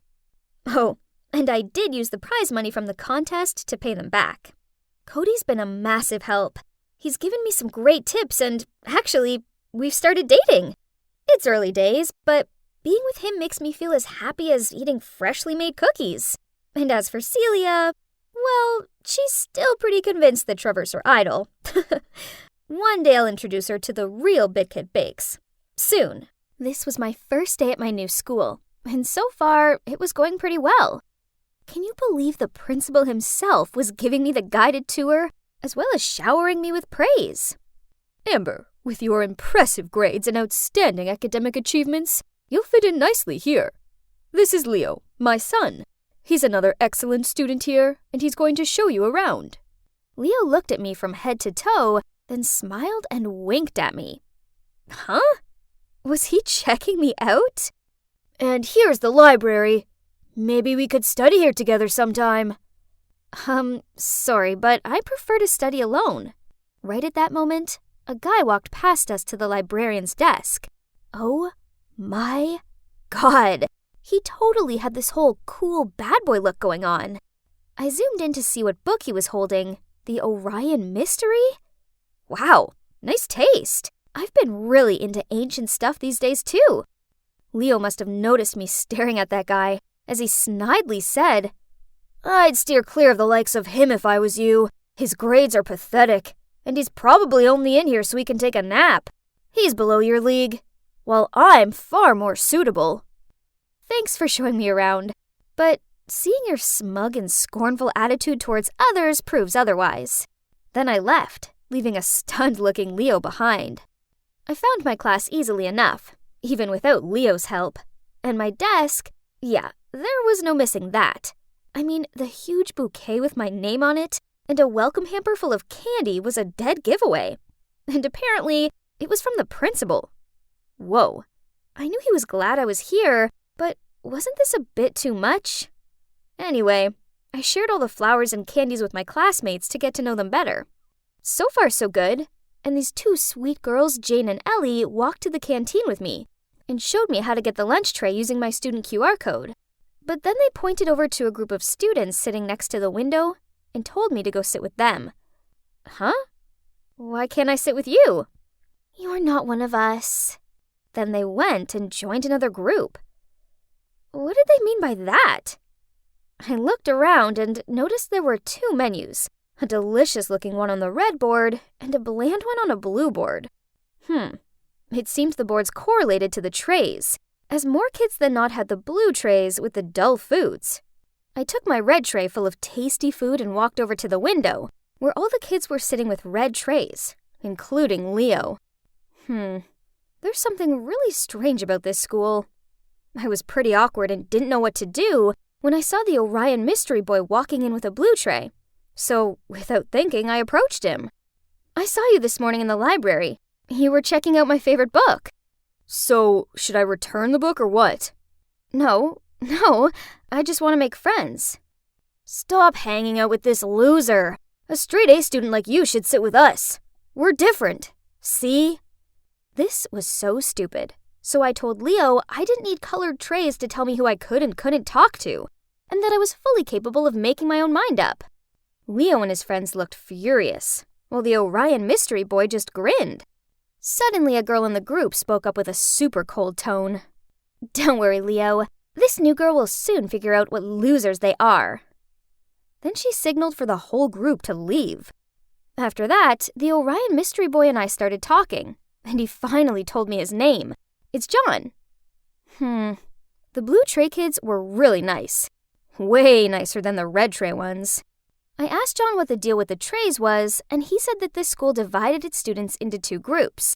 The red were top achievers and therefore got better food, cleaner spaces at the canteen, just everything, while the blues were made to eat bland food and squashed into the corner of the canteen. Poof! This whole thing was dumb. So I continued hanging out with John and his friends. Only Leo and that girl he was with, Quinn, didn't approve. Turns out she's the best student around here, and that made her the leader of the Reds. On many occasions, Quinn and her minions had pulled me aside after class to tell me I should stay away from the blues. But I didn't care. Then one day, the school announced that it was looking for the next school president. I wasn't that interested in it, but my friends were eager for me to sign up. If you're president, then you could make things fairer around here. Right. Better food, better tables and chairs. Please, we need you. Well, they did have a point. I really wanted them to have better things. And I suppose being school president would look good on my profile. So I signed up. But wow, I didn't think I'd be this popular. My friends completely supported me, made colorful banners, and helped me come up with catchy slogans. And you know what? In the end, I got to the final round. Whoop! Now all I had to do was beat Quinn. But then something awful happened at the school. I arrived to find a bunch of students gathered around something. I squeezed through the crowd and... oh my God. The principal's beloved portrait was covered in red paint. Then across the loudspeakers, 2 names were called to the principal's office. John's and mine. Do you 2 know why I've summoned you here? John and I shared confused looks. No, huh? My portrait has been vandalized, and I know that Amber, you were the last one who passed the security guard yesterday. And John, you were caught on CCTV climbing over the back gate. Can you both please explain what you were doing so late at school? I couldn't find my math book, and I have an important math test coming up. So I came back to try and find it. And what about you, John? I knew it. An exemplary student such as Amber would never do such a thing. But a troublemaker like you, on the other hand, you're expelled. I didn't do it. Please reconsider, sir. Please give me some time so I can find the one who's responsible. Very well. Seeing as it's you, Amber, I shall allow you 1 week to prove this boy's innocence. Ahem, or his guilt. When we left the office, I asked John why he was sneaking about the school late at night. But he got all defensive. I had a thing. And it's none of your business. If you want to believe it was me, then do. Didn't you see what I just did? I defended you. Can't you just tell me? I had a thing, okay? My thing that you don't need to know. Then he left. I stood there feeling confused when Quinn, Leo, and their group walked towards me. Don't waste your time with him. Sooner or later he's gonna be expelled. Right, Quinn? But Quinn ignored him, then gave me a dagger look. I'm gonna say this one last time. Stay away from him. Then they all left. Why was Leo so sure that John would be expelled? I know they all hated John, especially Quinn. Could it be that they framed him? Well, there's only one way to find out. I needed to keep a close eye on Quinn and see what she was up to. So after school, I followed Quinn all the way to the harbor. It's like she was waiting for someone. What on earth are you doing? My God, I had to press my hands over my mouth so I didn't start screaming. Turns out he noticed that I was following Quinn, so he followed me too in case I do something stupid. Suddenly, Quinn took her phone out to call someone. But then a strange thing happened. John's phone started vibrating. Why is Quinn calling you? John took his phone out and showed me the screen. It's just my mom. And when I turned around to see what Quinn was doing, she'd gone. Ugh, I lost her. I've been following Quinn for a whole week, but it's led to nothing. I was so deep in my thoughts that I accidentally dropped someone's backpack and all their stuff fell out. Ugh, it's Quinn's. Better pick everything up before she comes back. But then I saw something that caught my attention. It was a receipt for red paint. Jackpot. I knew it was her. John was skipping classes today, so I took a detour to his house after school to tell him. Huh? Why was Quinn Quinn standing outside his door. There was something seriously fishy going on here, so I followed them. They stopped at an abandoned house nearby, and I eavesdropped on their conversation. I think Amber knows something. Last time, we were lucky she didn't catch us dating at the harbor. But this time, what if she finds out? I've been working so hard for this school president campaign. I knew she'd go back for her math book. It would have been fine if the school didn't have that new camera at the back gate. Tomorrow I will confess to the principal that I did it. You didn't do it yourself anyway. Oh God, I couldn't believe it. Turns out Quinn was meeting John at the harbor, so when she called someone, it was actually him. But being an expert at this secret dating game, he had her number saved as Mom. They were hiding their relationship this whole time. And worse, they tried framing me so Quinn would win the election. Unbelievable! I couldn't stay quiet any longer, so I stepped out in front of them, told them I'd heard everything and that I was going to tell the principal. Then I ran off without letting them say a word. The next day, I was en route to the principal's office when I passed Quinn tearing down her election posters on the wall. Why are you doing that? It's okay. I know I don't deserve to be school president. I thought you wanted to be president more than anything in the world. Why else would you play dirty tricks on me? So, Quinn explained to me that she was running for school president to eliminate the discrimination here, so that she didn't have to hide her relationship with John any longer. Oh, wow. I didn't know. I didn't expect her to have such a meaningful motive behind all this. My plan was just to fight for better things for the Blues team. But man, Quinn had a vision to change this whole school. Impressive. And there's one more thing. Since you're the principal's favorite student, we were afraid that if you become school president, despite your best efforts, things here would only get worse. So there was no other way for us. We had to. I'm sorry. It seems like I misjudged Quinn, and I didn't want John to get expelled, so I said that I'd take the blame for the portrait incident. But it's all my fault. You don't need to do that. No worries. I'm sure to ace the math test and win a prize for the school, so there's no way he's gonna punish me. So at recess, I was heading to the principal's office, but before I could get there, I found myself being dragged into the janitor's closet. Oh, it was John. He was feeling guilty and didn't want me to take the fall. I was about to reply to him when I heard two familiar voices in the science room next to us. It was Quinn and Leo. Oh my God, we could hear them clearly through the ventilation hole. I can't believe it worked. Amber is such a fool. There's no way she'll be allowed to run for president and victory will be mine.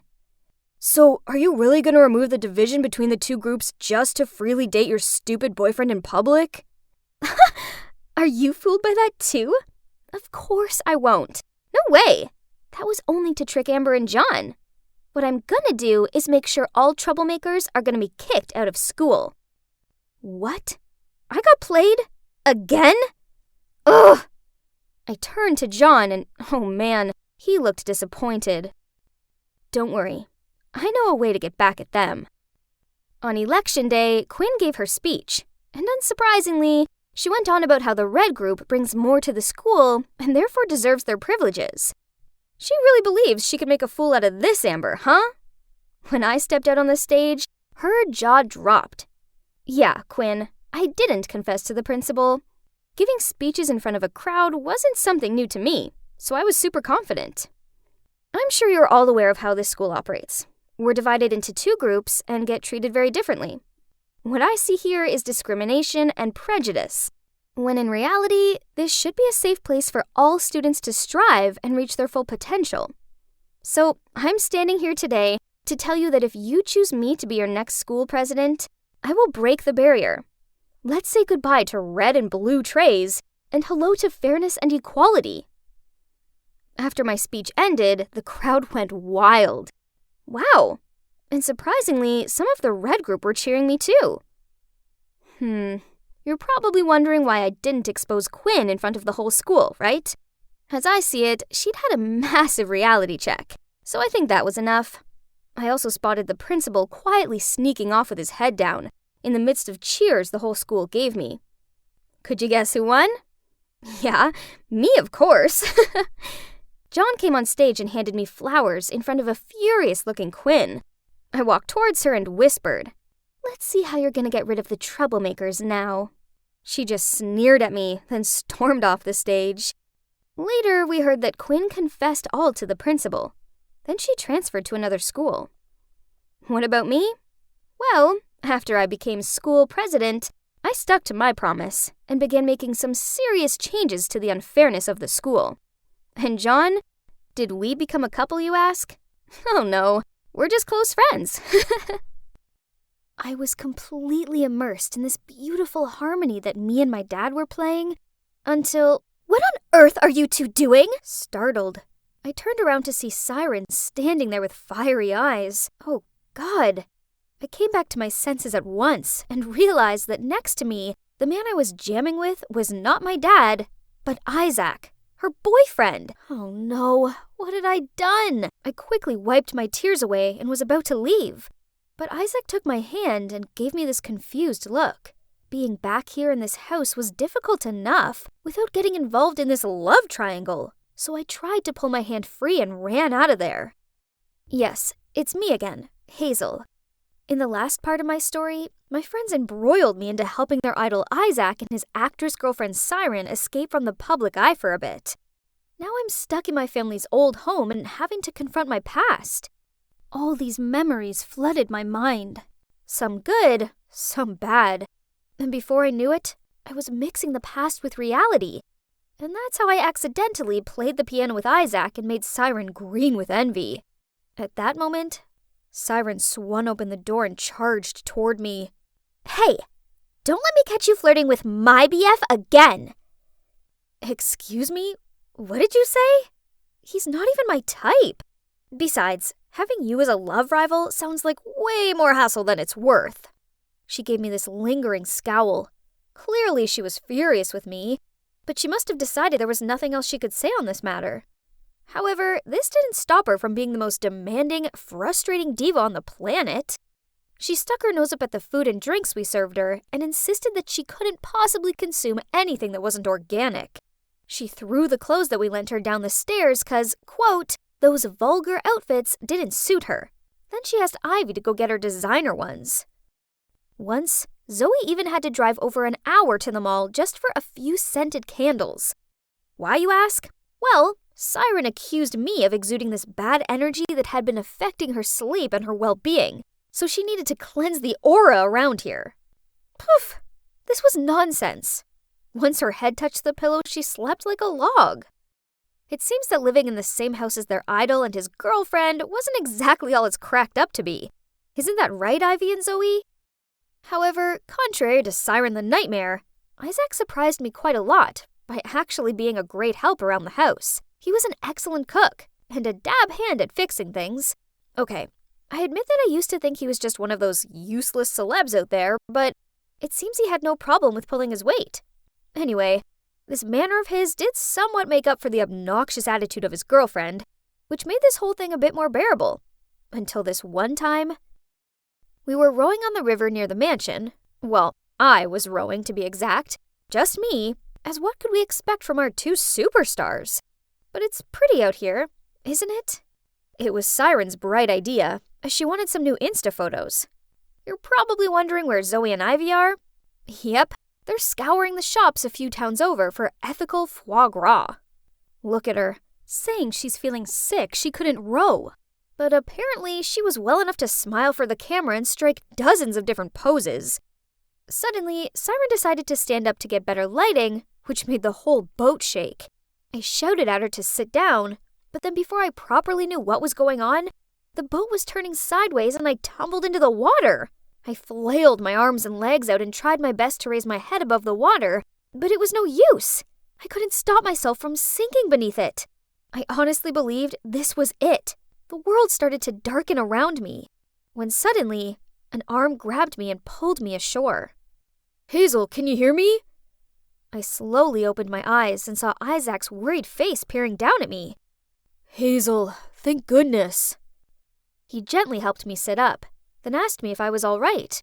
For a few fleeting moments, the warmth from his body made me flush. Clearly, nearly drowning had made me delirious.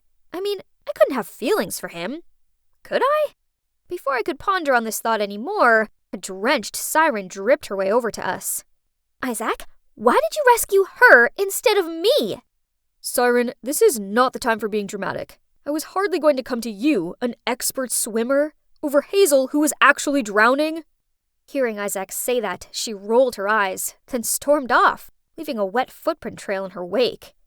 The last thing we needed in the house was more tension, so I immediately turned to him and said I was fine, and he should go and sort things out with his girlfriend. Listen, Hazel, Siren's not my girlfriend. I don't like her in that way, but as for you and me, we clearly have a connection. I stared at him in complete open-mouthed shock. Did he really just say that? Or perhaps I had a concussion and was imagining things. Siren's like my little sister. I'll explain this later, but first you need to rest. Then he wrapped his arms around me and guided me back to the house. I spent the rest of that day in bed feeling feverish. Then at dawn the next morning, I awoke to a commotion coming from downstairs. Guys? What's all the noise about? It's Isaac and Siren. They've gone, and they've taken the car. What? That was our only mode of transport out of here. How could they be so selfish to just abandon us here like this? We tried contacting Isaac countless times, but no answer. Great. Here we are now in this remote area where it would take hours to even find a passerby to hitchhike, not to mention how risky it'd be. Everything was a mess. We were panicking when suddenly the door burst open and walked in a smiling, arm-linked Isaac and Siren. Where have you been? You can't just leave like that without telling us. Oh, Ivy lent us the car. Didn't she say anything? Both Zoe and I turned our gazes on Ivy.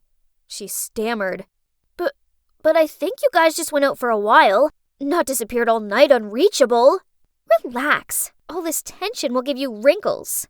Then Siren smirked at me as she flicked back her hair and then continued. We went to a drive-in cinema and it was so romantic. We didn't want the evening to end, so we strolled around town until the early hours. What did she mean by that? So much for him seeing her as a sister. I felt like such a fool for believing his lies. We altered our entire plans to help you both hide from society, and this is how you thank us? By pulling a stunt like this? No more. Get out of here! Right now! Before anyone could say anything, my phone buzzed. It was my friend Erica. She asked me if the stories about me being in love with Isaac were true. Huh? What was she on about? In my panic, I ended the call and went online to check it out. Turns out on the Instagram account of the store where I customized our matching hoodies, the shop owner had posted a photo of me wearing it. Naturally, it didn't take the fan maniacs long to do their research and find out all about me. But worse still, another current trending post was one from Isaac's management company, confirming that we were officially dating. What kind of nonsense is this? I immediately told Isaac to call his company and put it on speaker. Isaac, we hit a jackpot! You probably know the iconic pianist and composer Edward Moretz, right? Hazel Moretz is his daughter! You mean... Everyone gasped at me in shock. Maybe it's time for me to reveal the secrets of my past, the truth that's been hidden for so long.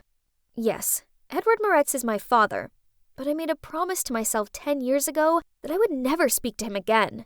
Isaac's manager continued to brazenly talk about how the scandal with me would benefit Isaac's career, so there was no need to hide it. At that moment, Siren shouted, "What on earth are you saying?" Hey, are you with Siren again? I already told you not to mess with that girl unless you want to get yourself in trouble. Shut up! Siren furiously grabbed Isaac's phone and ended the call. Isaac, tell everyone that the one you love is me, not her. Siren, we were never in love. You're going too far. What? You guys aren't dating? So we misunderstood it all from the beginning? I knew right away there was something wrong. Yet you pretended to be his real girlfriend and treated us like your minions. Siren stood there with a red face, fists clenched. I gave you my heart, but all you do is hurt me. This time you've made a big mistake, Isaac. Just wait and see.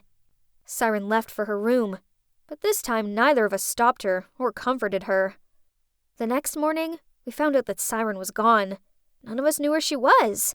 We all just hoped that she wasn't so fueled with anger that she'd cause us even more problems.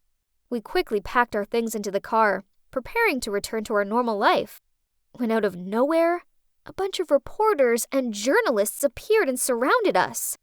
Isaac, Miss Siren Wilde has accused Ms. Moretz of wrecking your relationship. Is this true? Does that mean you ran away from all the shows to go on a secret date with Ms. Moretz? Ms. Moretz, your father was known for breaking not only yours but also another family apart, all for his own selfish needs. Are you following in his footsteps? Scary flashlights were everywhere. Suddenly, I found myself transported back to that terrible day 10 years ago when Dad's affair went public, and the reporters hounded us in this exact same spot. Those heartless flashlights are just as intense now as they were back then. A memory of my mom's distraught face popped into my mind.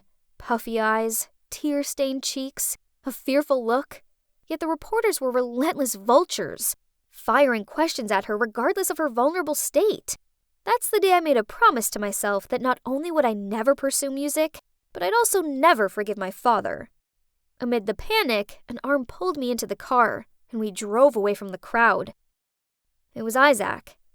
He put on some piano music to help calm me down, and he continued driving, eventually stopping at a small grocery store. Hazel, please drink this. Sorry for dragging you into all this. The thing is, I've been unhappy with my management company for a while now. They won't let me make the music I want to, but I didn't expect them to go as low as forcing me into their web of lies just for fame. I know how you feel. I used to long to become a pianist like my dad, but then he crushed my dreams. To further his career, he cheated on my mom with another married woman and left our family behind. I grew to hate the complex world of artists. I vowed to never become one of them. And then I gradually began to despise the sound of the piano, too. I'm sorry to hear that story. But art isn't to blame. It reflects lies genuinely, doesn't it? I heard your piano melodies and you are truly gifted. Be honest with your feelings and don't let anyone else interfere with them. Trying to deny your own passion and emotions will only make you miserable. Isaac's right. I'd let my dad's mistakes alter the pathway to my dreams. Not making music made me miserable.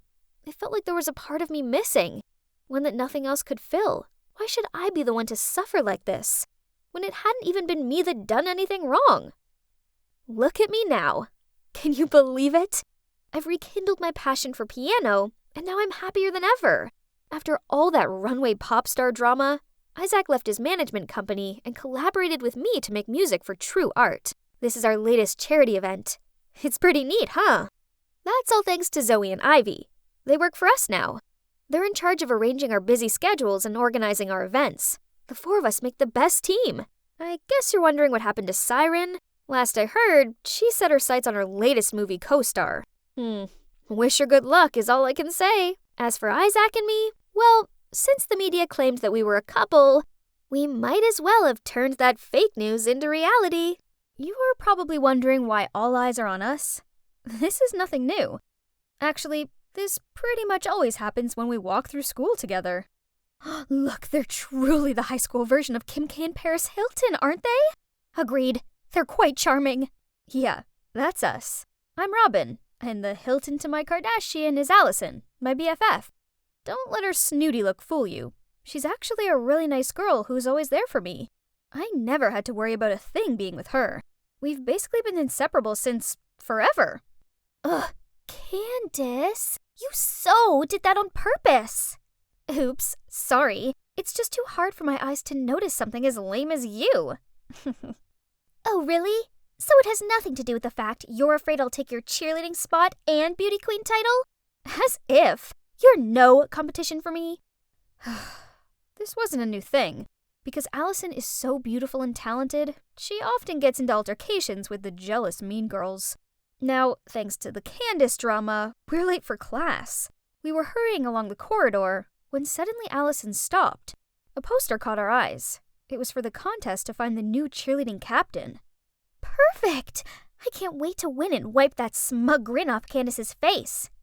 You're gonna register too? Of course I am. I'm gonna teach that girl a lesson. Just you wait and see. Oh, snap. The truth is, I had also signed up for the competition and was waiting for the right time to tell Allison, but who knew she would suddenly become so determined to win this? If Allison found out I was going to be her rival, what would she think? Ugh, what should I do? I don't want to upset her, but I really need to win this competition too. Why, you ask? It's for one person.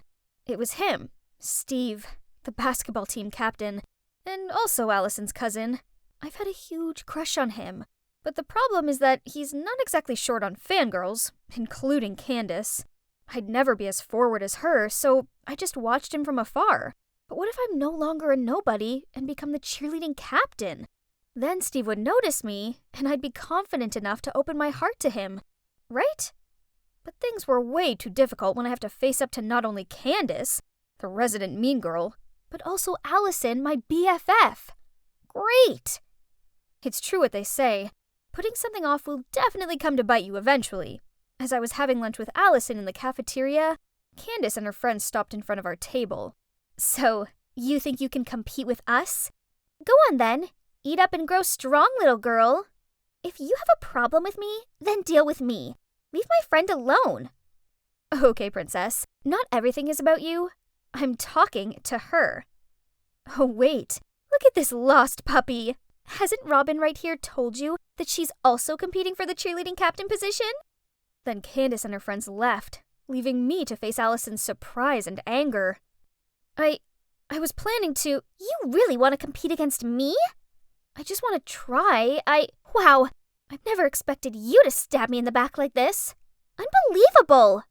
Then she stormed off, leaving me there feeling dumbfounded, staring at my ruined lunch. I know I should have told her in the first place, but her reaction was way worse than I expected. For the rest of that day, I couldn't find her anywhere. Not at school, not at her house. So before going to bed, I texted her, saying how sorry I was, and that I also had my side of the story, which I would tell her all about, but only after the contest. This was just a little misunderstanding. My awesome Allison would forgive me by the break of dawn, right? But nope. After that, Allison started treating me like I was invisible. No matter how hard I tried to talk to her, she wouldn't listen and just said, I don't need any explanation, backstabber. Drop out of the contest, then we'll talk. Drop out? No way! I mean, I really need this. And, hang on, why couldn't I try out? So what? I kept it a secret from her. Was I supposed to tell her every single thing that I did? It was so upsetting to see us falling apart like this, but I had to sort out my priorities too. So as heartbreaking as it was, I had to put aside this temporarily broken friendship to strive for the biggest goal right now, the captain title. I poured all my focus into cheer practice and often stayed late so I could hone my skills. All my hard work paid off when the teacher complimented my technique. Meanwhile, Allison only received negative feedback. I turned to give her an encouraging smile, but she gave me a hateful look back. Did she think I was the cause of her poor form or what? I was about to leave when Allison walked in. I said hi, but she just ignored me. Seeing that, Candace didn't miss her chance to mock us. Being betrayed by your best friend must suck. Oh dear, if it was me, I wouldn't be able to go to school.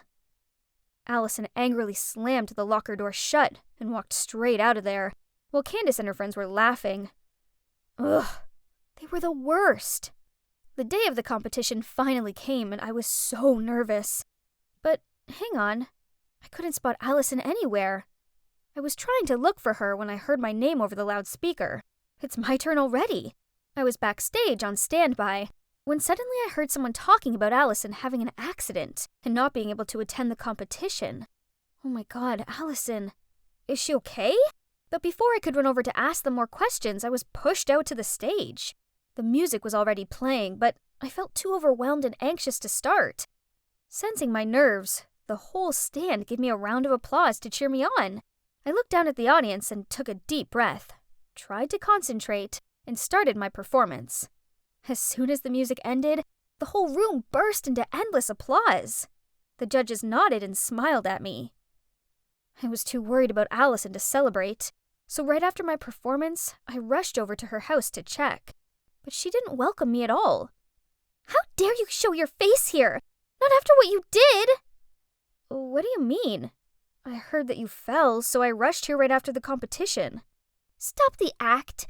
I know you snuck up behind me and pushed me yesterday. Thanks to you, I had to quit the contest. What is she saying? Allison disappeared off upstairs. I rushed over to help her, but she pushed me over. Go away! We're not friends anymore. I was so upset that I burst into tears, and when I got up from the ground, I saw Steve standing at the bottom of the stairs. Did he see it all? I was so embarrassed that I fled as quickly as possible. And things didn't stop getting worse. I've never been so scared to go to school before in my life. It's all thanks to the school forum post accusing me of pushing Allison.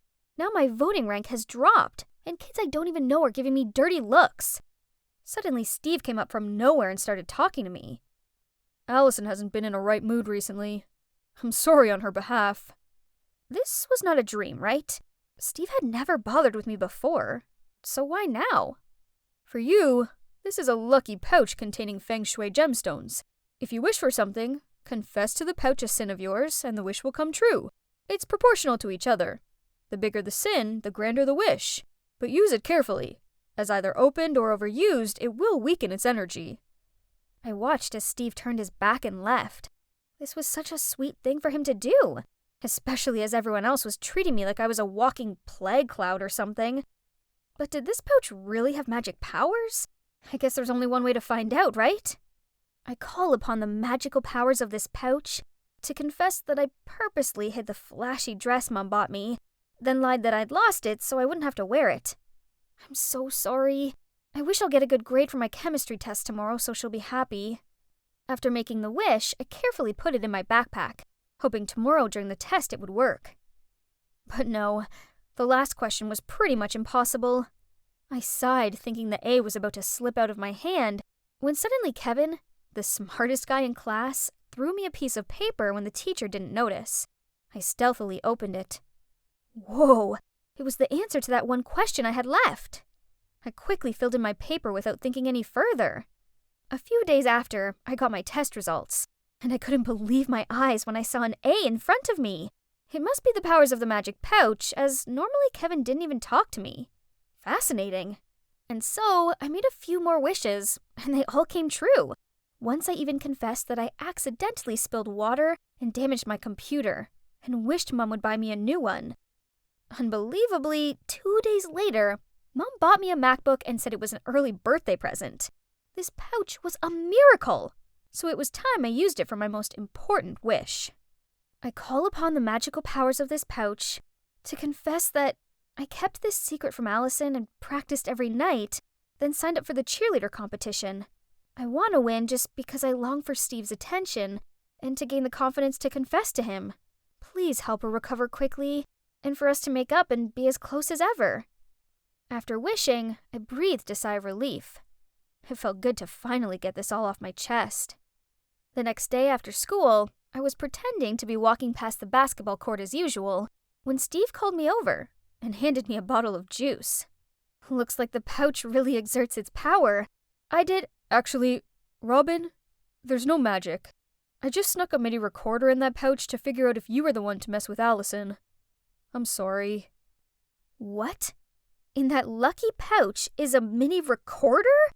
So it also means he heard everything, including my love confession? I blushed cherry red and didn't know how to react, when he suddenly sighed. Hey, do you suspect anyone? I still want to find out who the culprit is. Candace? She has a grudge against Allison. Candace. Then I have a way. See you around. Since I found out that Steve knew I liked him, I've been wondering why he didn't give me a reaction back. Maybe his silence is rejection? As soon as I entered the cafeteria, I saw the crowd rushing around. Oh my god. It's Steve and Candace with linked arms. Wait, what was that in her hand? It sure looked a lot like a lucky pouch. Could it be? While Candace wasn't paying attention, Steve turned his head around, smiled, then winked at me. Oh, that's it. Steve was just acting so he could get information from her. The day after, Steve invited me to the treehouse in his garden to listen to Candace's recording. But it turns out, Candace was not the culprit that caused Allison's accident either. She just admitted to some nonsense slurs and pranks and wished to win the championship, and for Steve to love and spoil her. Then who is it? Somehow Allison keeps insisting it's you. how about you give Allison the pouch? I want to listen to her feelings too. And so, the magic pouch was also passed on to Allison. The next evening, after my late practice, Steve and I went to the park nearby to listen to Allison's confessions. Dear magic spell pouch, I actually didn't fall. Robin was getting so good and I wasn't confident that I'd win and losing to her would be humiliating. So, I spread the news that I had an accident so I didn't have to participate and blamed everything on her. Everyone loves her. Even Steve has a secret crush on her. While me... What? That means it was all planned by Allison? And Steve had a crush on me? Is that true? My thoughts are all over the place right now. Then before I could blurt out a word, he took my hand to go to Allison's house. What is this, Allison? Can you explain this? So what? Why does such an ordinary girl like her get so many good things? I deserve it, not her. Allison, why? Without even letting me finish my sentence, Allison slammed the door shut. At least I knew the truth now, right? Even though it sure was ugly. I really have nothing left now. I lost my best friend, and with only one more day until the voting for the contest comes to an end, it looks like Candace will win. But as soon as I stepped into the classroom, everybody rushed over to me and waved their phones in my face. Huh? Oh, there's a new post on the school forum. It turns out that Allison shared the truth, and even apologized to me. I knew it. My bestie is always a very kind person. Thanks to that, my vote soared and got to first place. And this is the moment I've been waiting for. The new leader of our cheerleading team is Robin Smith. Through my ecstatic grin, I noticed someone standing from afar. It's Allison. Seeing me, she hurried away, but luckily I was able to catch her up. Allison, thank you. I'm sorry for hurting you like that. No, I'm the one at fault. Although it was awkward at first, we soon got past this, then managed to talk straight to each other. Allison apologized for everything, then she congratulated me and gave me a hug. Oh, right. Now that I'm the winner, I can confidently confess my feelings to Steve, right? No need, because he already did that to me. Thank you for staying beside me. But, Steve, I still wonder how that bag could fulfill all my wishes. The other things are understandable, but the MacBook was unreal. Yeah. I may have called your mom pretending to be the teacher and told her that a MacBook for studying was compulsory. I was grabbing a book out of my locker when some guy's shout startled me. Hey everyone, the results are over here! Oh, it's just the results of the Mind Buzz, our annual high school general knowledge competition. People, what's the rush? Don't we all know what it'll be like already? See, nothing's changed. That's my name, there, the first place of Willowmere High, as always. And of course, what came along with it were endless praises from everyone. Way to go, Millie! You're our school's superhero! Oh my gosh, you're amazing. I'm so jealous of you. Yep. Hi, I'm Millie, the girl who always aces every school contest and is therefore adored by the other students, all the teachers, and the principal. Later that day, as soon as I stepped out of art class, Alice, my excitable best friend, jumped out of nowhere and squealed out, I just found this really cool place. We have to go there right now. No chance. I have the final round of the blast from the past contest tomorrow. I mean, history is my forte, so I'm sure to win, but I still want to cram in some last-minute studying. Come on. We all know you'll win anyway. You even said that yourself. So let's just hang out for a little, please. Fine, but only 'cause I'm an amazing friend. Okay. I have to admit, this place was actually kind of cool. It's an adorable cafe hidden at the end of a street corner. But wait a minute. What's up with that sticker on the window? Isn't that the Leafmore High School symbol? No way we're setting foot in that taboo place. I tried tugging on Alice's arm and gesturing for us to leave, but she stood her ground and replied, Come on, Millie. We have to try their croissants. All the food bloggers are talking about it. But this is Leafmore's territory. Look. So? It's not like anyone will recognize us. Before I could comprehend what was happening, she dragged me inside. Oh well, it seems like we've gone too far to draw back, so I may as well sample what this place has to offer. Why was our order taking so long? And what was with Alice? Ugh, how many selfies did one girl need to take? I was clenching my fists to stop myself from anxiously fidgeting when two boys walked towards our table. Hey, cutie. I've not seen you in here before. What grade are you in? Oh no. How should I answer this question? I quickly turned away, pretending to rummage through my bag to avoid his gaze. But they still didn't leave me alone, as the other guy said, "Wait, this girl doesn't seem to be from our school. Are you?" Oh snap! Did he recognize me?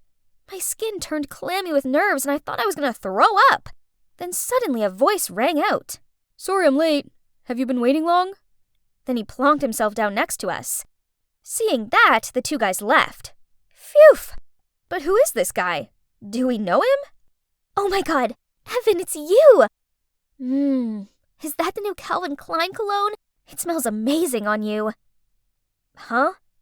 Evan? As in, Evan Summers? The top student in Leafmore, aka my biggest competition in tomorrow's contest?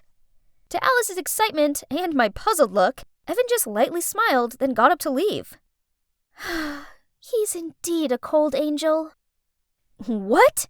All he was to me was arrogant. You're probably wondering what the deal between Willowmere and Leafmore is, right? They're the two biggest high schools in this town, but like the same poles of magnets, they repel each other. The two schools have been rivals since forever, competing with each other from academic achievements to collective activities. In competitions organized by the town, such as marathons, Halloween decorations, or even cooking contests. And of course, the students from both schools despise each other so much that we have boundaries in town. For example, this cafe is only for Leafmore students, while only Willowmere students are allowed in that bookstore. Breaking these rules could lead to outright carnage. The schools take this super seriously. Hence, there's even a rule saying we can't interact with each other. And dating is a real no-no.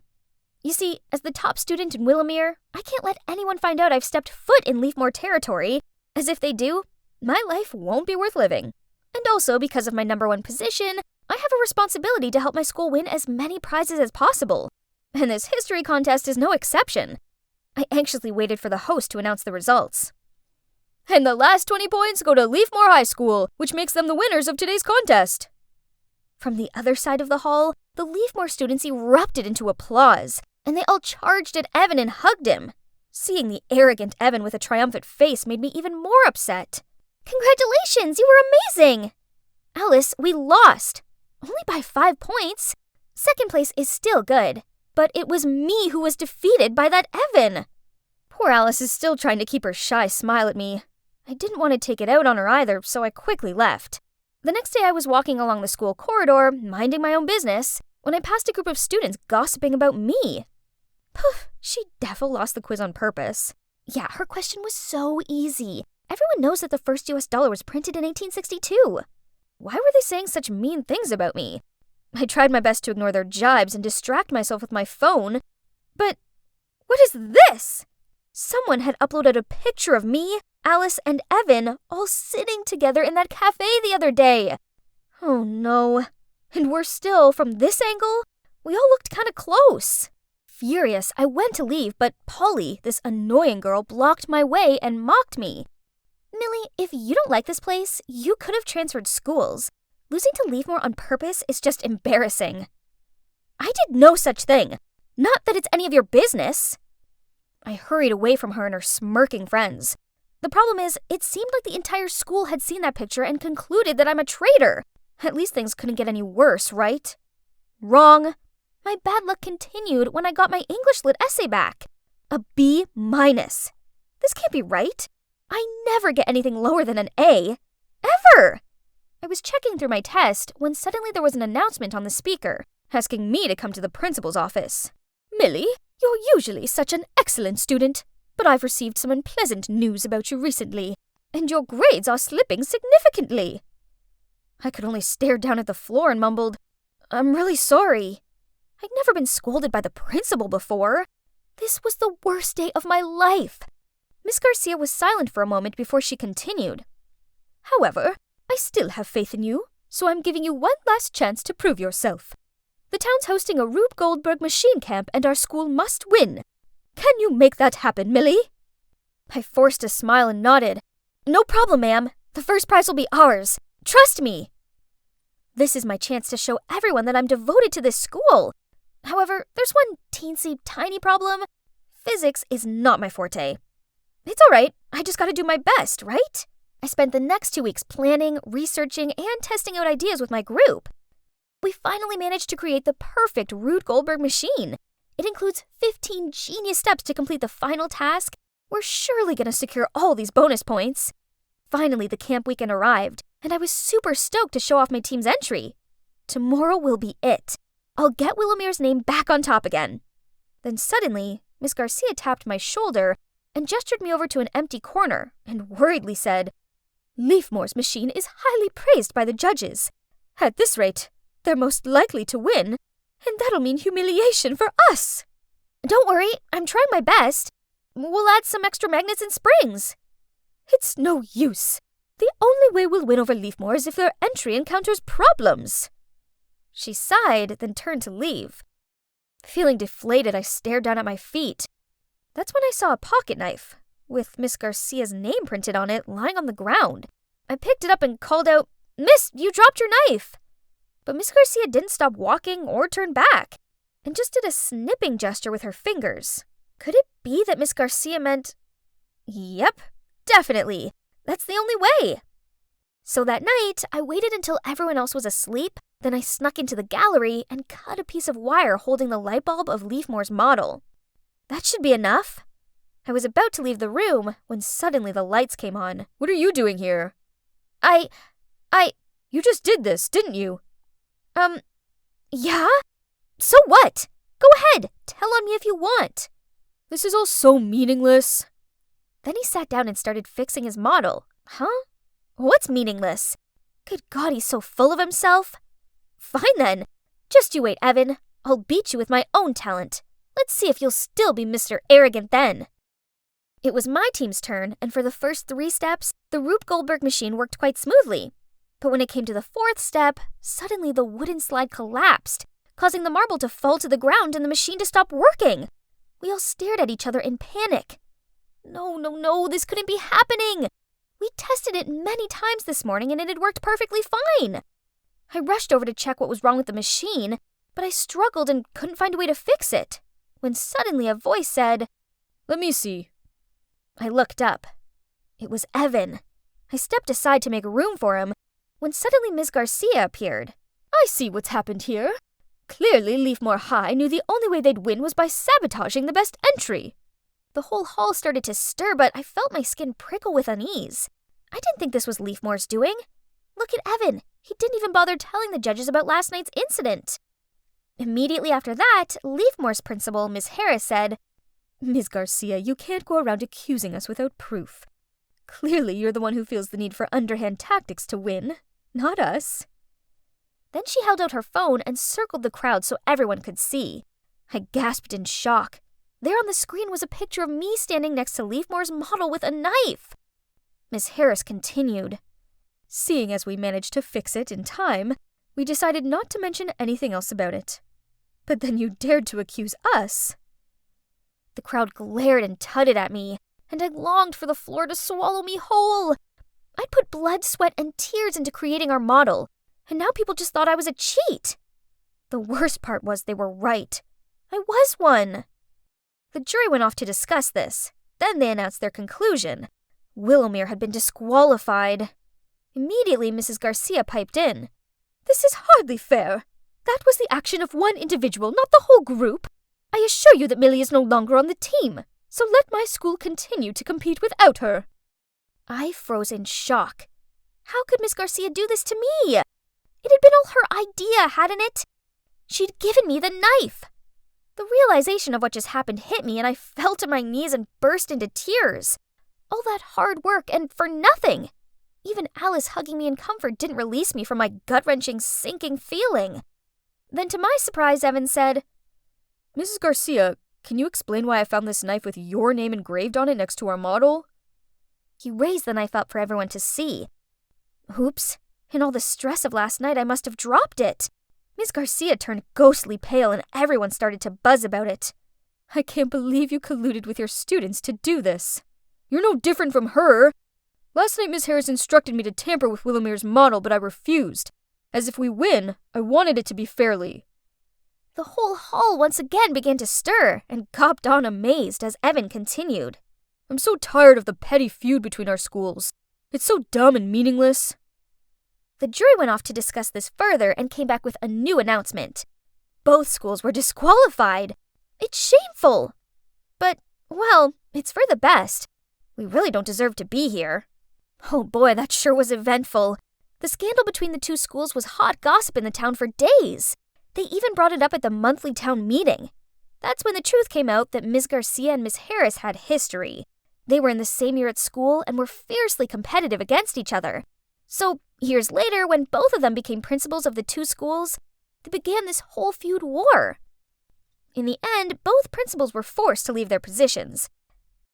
So, now what?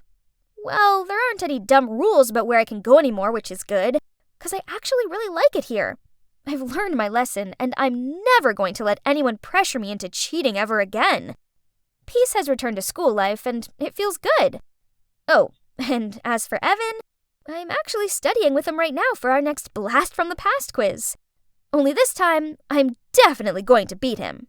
Good night, good night.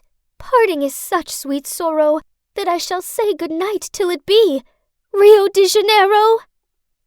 The whole audience burst into laughter. What did I just say? Panicked, I checked the script again. Huh? It did say Rio de Janeiro. Ugh, I know she's behind it. Lisa! She must have messed with my script. You're probs wondering why I didn't run down to the stands and give her a taste of my shoe? Well, it's complicated. You see, Lisa and I used to be best friends. When I was 7, my family moved to this town, and Lisa was my neighbor.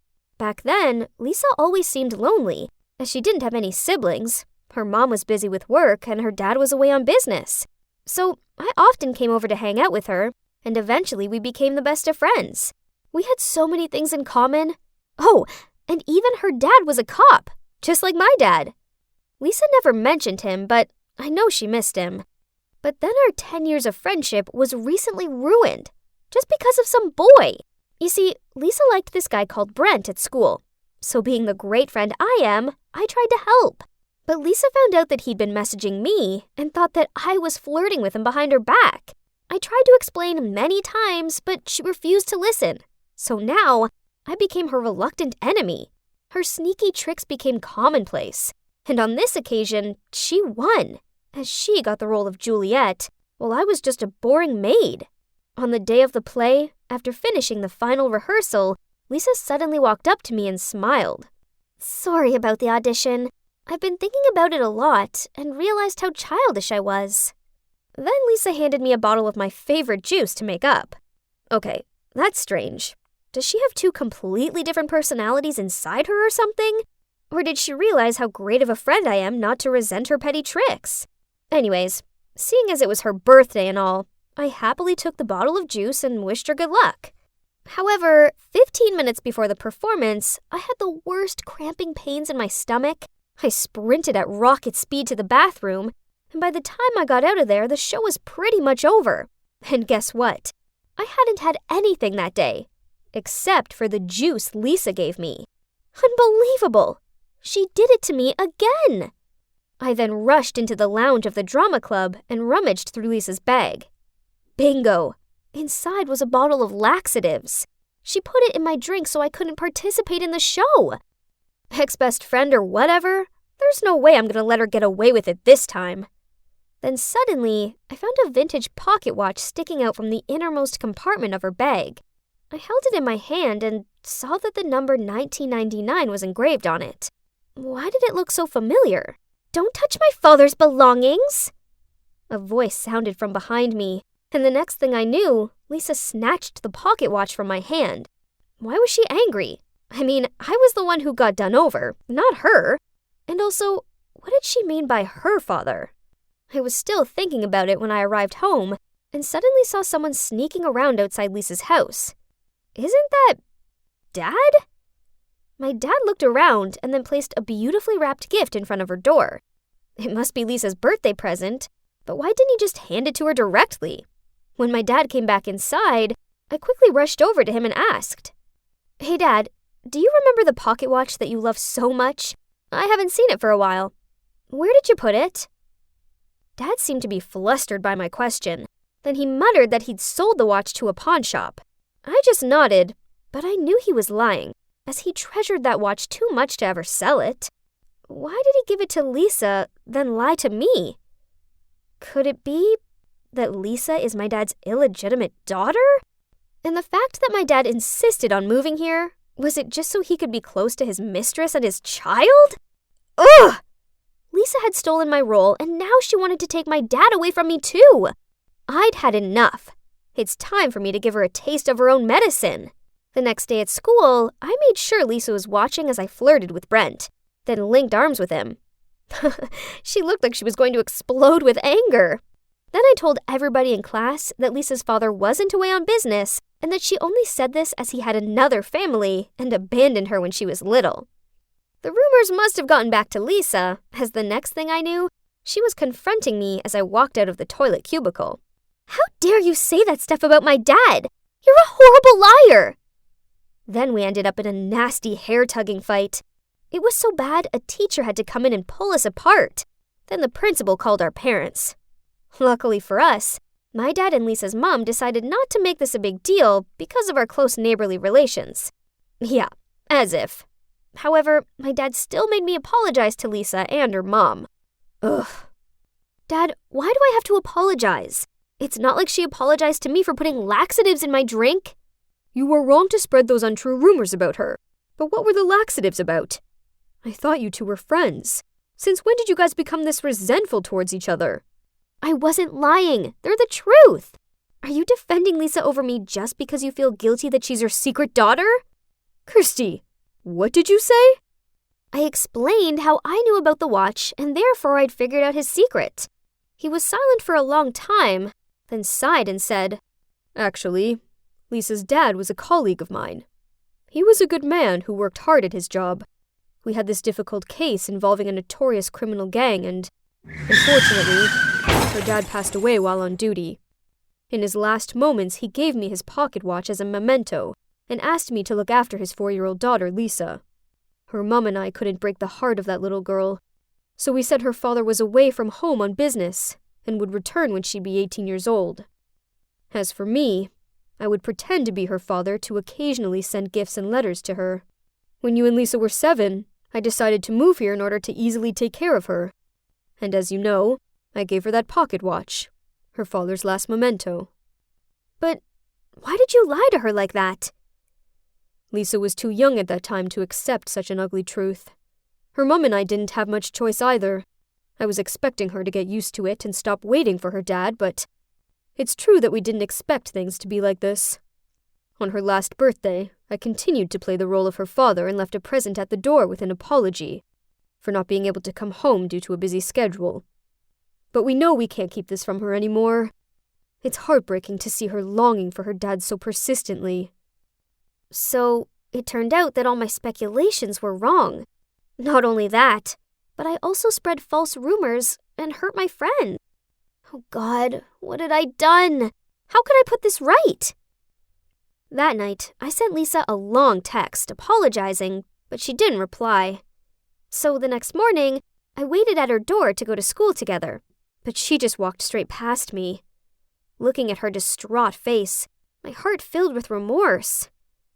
I just entered the school gate when someone tapped me on the shoulder. Want to go see a play with me tonight? Brent held out 2 theater tickets. Oh, it was for the curious incident of the dog in the nighttime. I was desperate to see that. Back when Lisa and I were still friends, we talked about going to see it. Wait, Lisa? That's right! So, I lied to Brent that I was busy and told him to ask Lisa to go with him instead. Lisa looked so thrilled that Brent had asked her out. Now my conscience was clear. Lisa and Brent would realize they liked each other and finally get together properly. Then she'd forgive me, right? Anyway, I did have an essay coming up, so I went to a quiet coffee shop and studied there till late. But when I got home, I walked through the door to smashed-up ornaments and the sound of my parents arguing. So you've been lying to me and Kirsty for all these years? How could you have a secret child the same age as your daughter? Aren't you ashamed of yourself? What's going on? Did she know about Lisa? I quickly ran to stop her. Mom, it's not what you think. I thought so too at first. But you have to listen to Dad. Those lies may fool you, but they can't fool me. Lisa is his illegitimate daughter. That poor girl came here and told me. I tried reasoning with Mom, but she was too upset to listen. With a slam of the door, she left. Dad plopped down on the couch and gave a solemn sigh. I sat next to him, comforting him that maybe it was Lisa's misunderstanding. Dad, we have to tell Lisa the truth. I'll approach her first to test the water, and then when she seems to be emotionally stable, you will come and talk to her, okay? The next day, as soon as I arrived at school, I immediately went to look for Lisa. There she was, standing by her locker with her arms folded. I walked over to her, but before I could say anything, she shouted, "Stop acting as if you're that noble! I know Brent only invited me to the theater 'cause you told him to. Why do you wish to embarrass me so much?" Then Lisa burst into tears. "If my dad was still alive, he would protect me from mean girls like you." I gaped at Lisa. She already knew everything? But if so, why did she tell my mom the day before that my dad was also her dad? I stood there, refused to move until she told me the truth. Eventually, she blurted out that on her 18th birthday, she saw my dad leaving a gift in front of her house. Suspecting something was up, she mustered up the courage to ask her mom everything. It devastated her to learn that her long-awaited dad was just totally a made-up lie by my dad. She was full of rage towards my dad and me, so she lied to my mom so we'd know what it felt like to have a broken family. I was furious. How dare she do this to my family? But as she sobbed out an apology, my anger faded right away, and I only felt so sorry for her instead. What she had gone through was really unbearable. I hugged her tightly, and the pair of us cried our eyes out. When we both calmed down, we decided to have a frank talk with our families. I told Lisa I didn't mind sharing my dad with her, as he loves her like his own daughter anyway. But in return, Lisa needed to apologize to my mom and explain everything to her so she'd come back home. So finally, my mom has returned, and our two families are at peace again. I'm so sorry. I was out of my mind. I didn't mean to hurt you, Mom. Mrs. Lamont. Everyone burst out laughing. I also took the opportunity to give Lisa's mom a big hug and called her my mom, just like Lisa did. We were all chatting away happily when the doorbell rang. Lisa and I both went to open the door and saw Brent standing there holding a bouquet of flowers. He had this bewildered look on upon seeing us both here. But you know what? It doesn't matter which one of us he was looking for. There's no need for a boyfriend right now, 'cause I already have my best friend right here. Or should I say, my sister?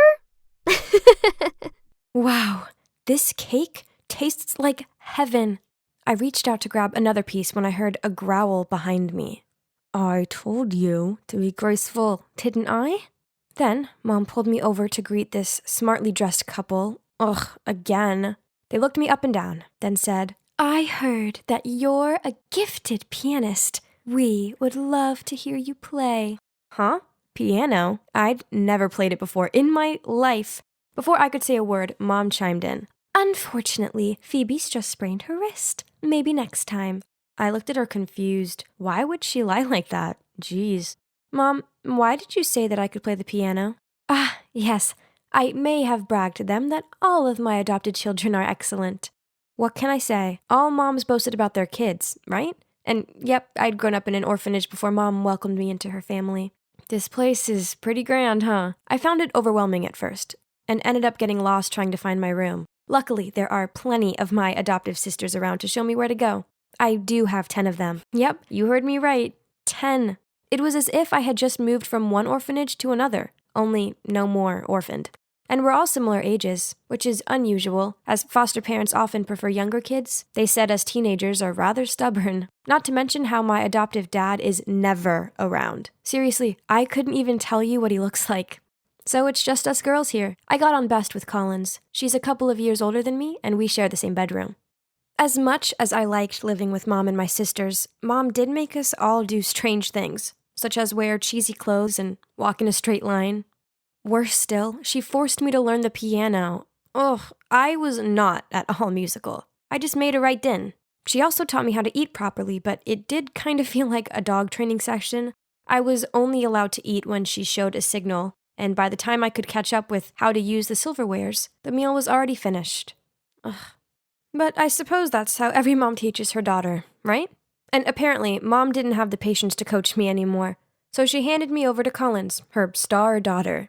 We spent an hour every day talking together, or rather, she gave me pointers on how to talk correctly.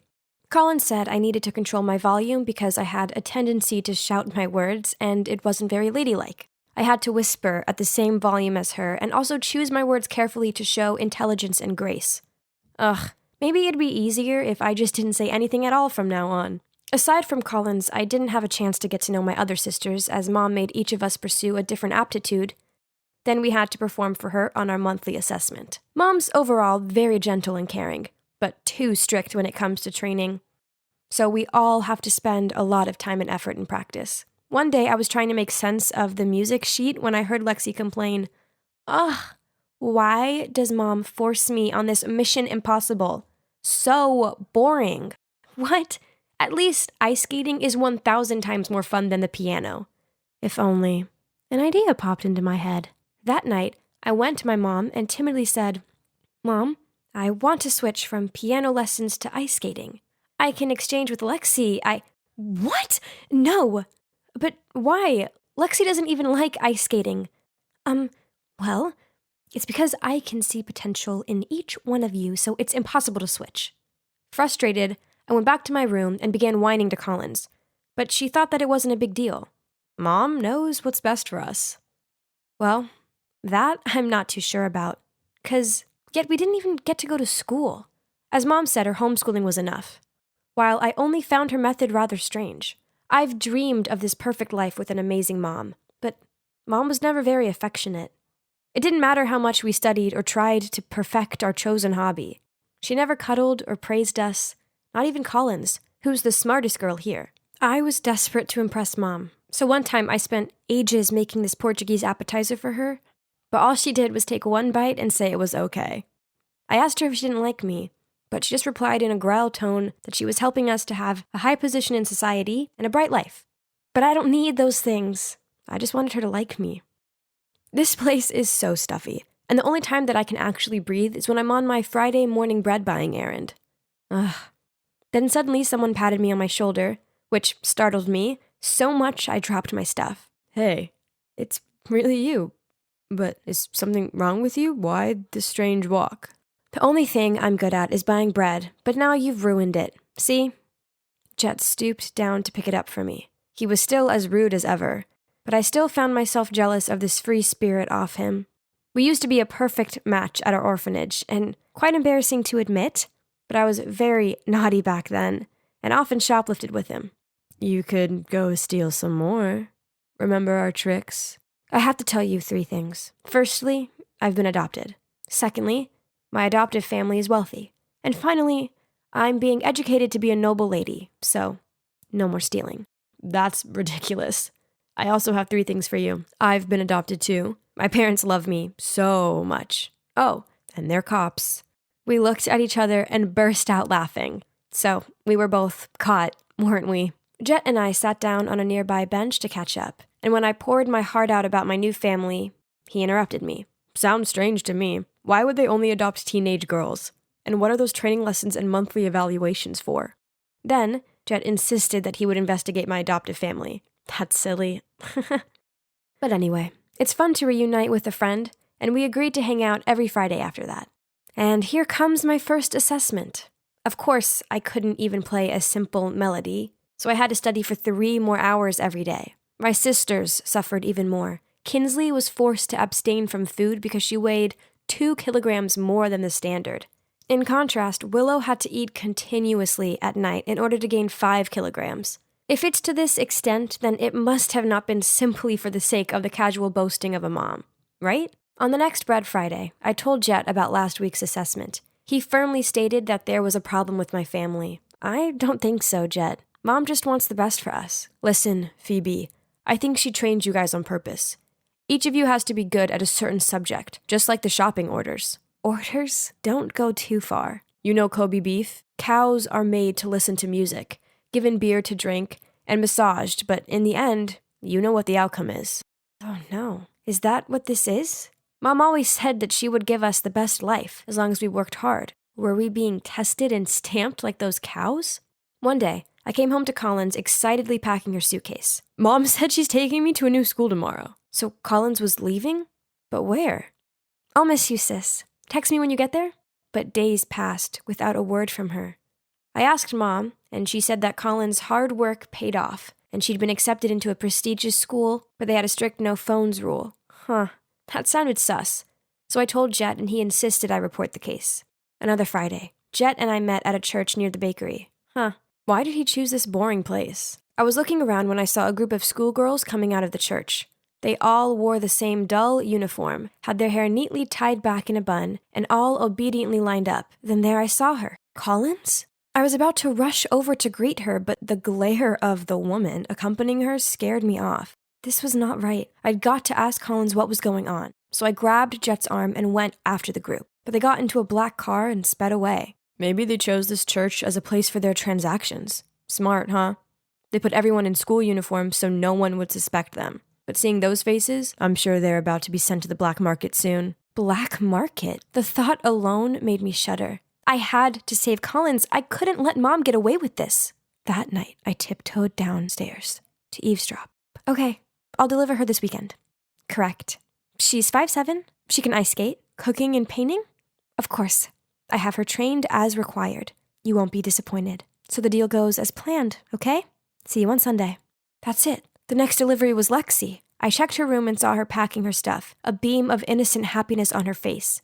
I quickly texted Jet, and he immediately replied, "Just wait at home calmly. Don't act without thinking. I'll figure something out." That night, I couldn't sleep a wink. I was so terrified something terrible would happen to Lexi.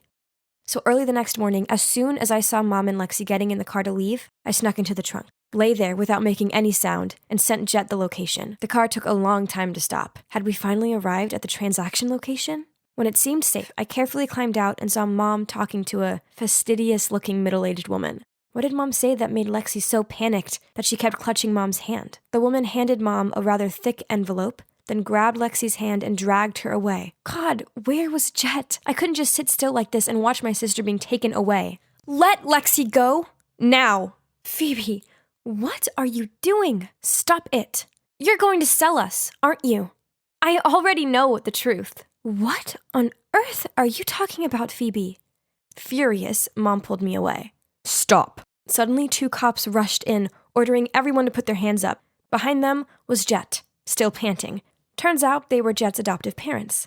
Help me! Mom's trying to sell me and my sister. Seeing that, the other woman quickly explained, No, there must be a misunderstanding here.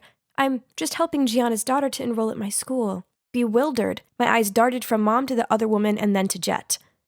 In the principal's office, I told everyone why I thought my mom was a human trafficker. They all gasped in surprise. I made you practice that hard just because I want you to get in here, the most prestigious all-girls school, so that you can have a better life. I don't want to go to this school anymore, Mom. She told me all about the harsh rules. This place is terrifying. You can't force your kids to do that. You adopted them, so you have to make them feel safe and loved. Miss Gianna, this is a prestigious school, and it doesn't need your scandal. You led me to believe that your daughters were naturally gifted, which now transpires is all lies. I won't accept any child from your family from now on. No, they're my children. They deserve the best. Then she begged the principal to withdraw her decision, but she firmly shook her head. Suddenly, Mom shouted, Why? I just want them not to suffer like me, so what's wrong with that? Then Mom burst into tears. It turns out that in the past, Mom was in love with a politician, but he decided it would further his career if he chose to marry a graduate from this prestigious school instead. Mom loved him so much, she continued to be his mistress. But despite being fully provided for by him, Mom always felt that she was inferior to his official wife, especially when he proudly boasted about his smart wife and talented daughters. Then, when she wanted to start her own family, he wouldn't allow it. In the end, she decided to adopt girls and train them to become excellent so that they could enter this school regardless of their background. So that's the reason why she did this to us. I have to admit, I did feel a bit sorry for her. All of this was probably just to ease the pain of her past. But Mom, we don't want to go to this snooty school. We just want you to love us and protect us. I'm sorry. I was wrong. I was only trying to help. I'm sorry. It's all my fault. And she hugged me. So, in the end, my sisters and I finally have a truly happy family. Mom doesn't make us do any dumb tasks anymore. Instead, she lets us pursue our own dreams and passions. Now we all go to a public school and live out our normal teen lives. It's wonderful finally having an amazing mom, incredible sisters, and my pretty awesome best friend, Jet, all by my side.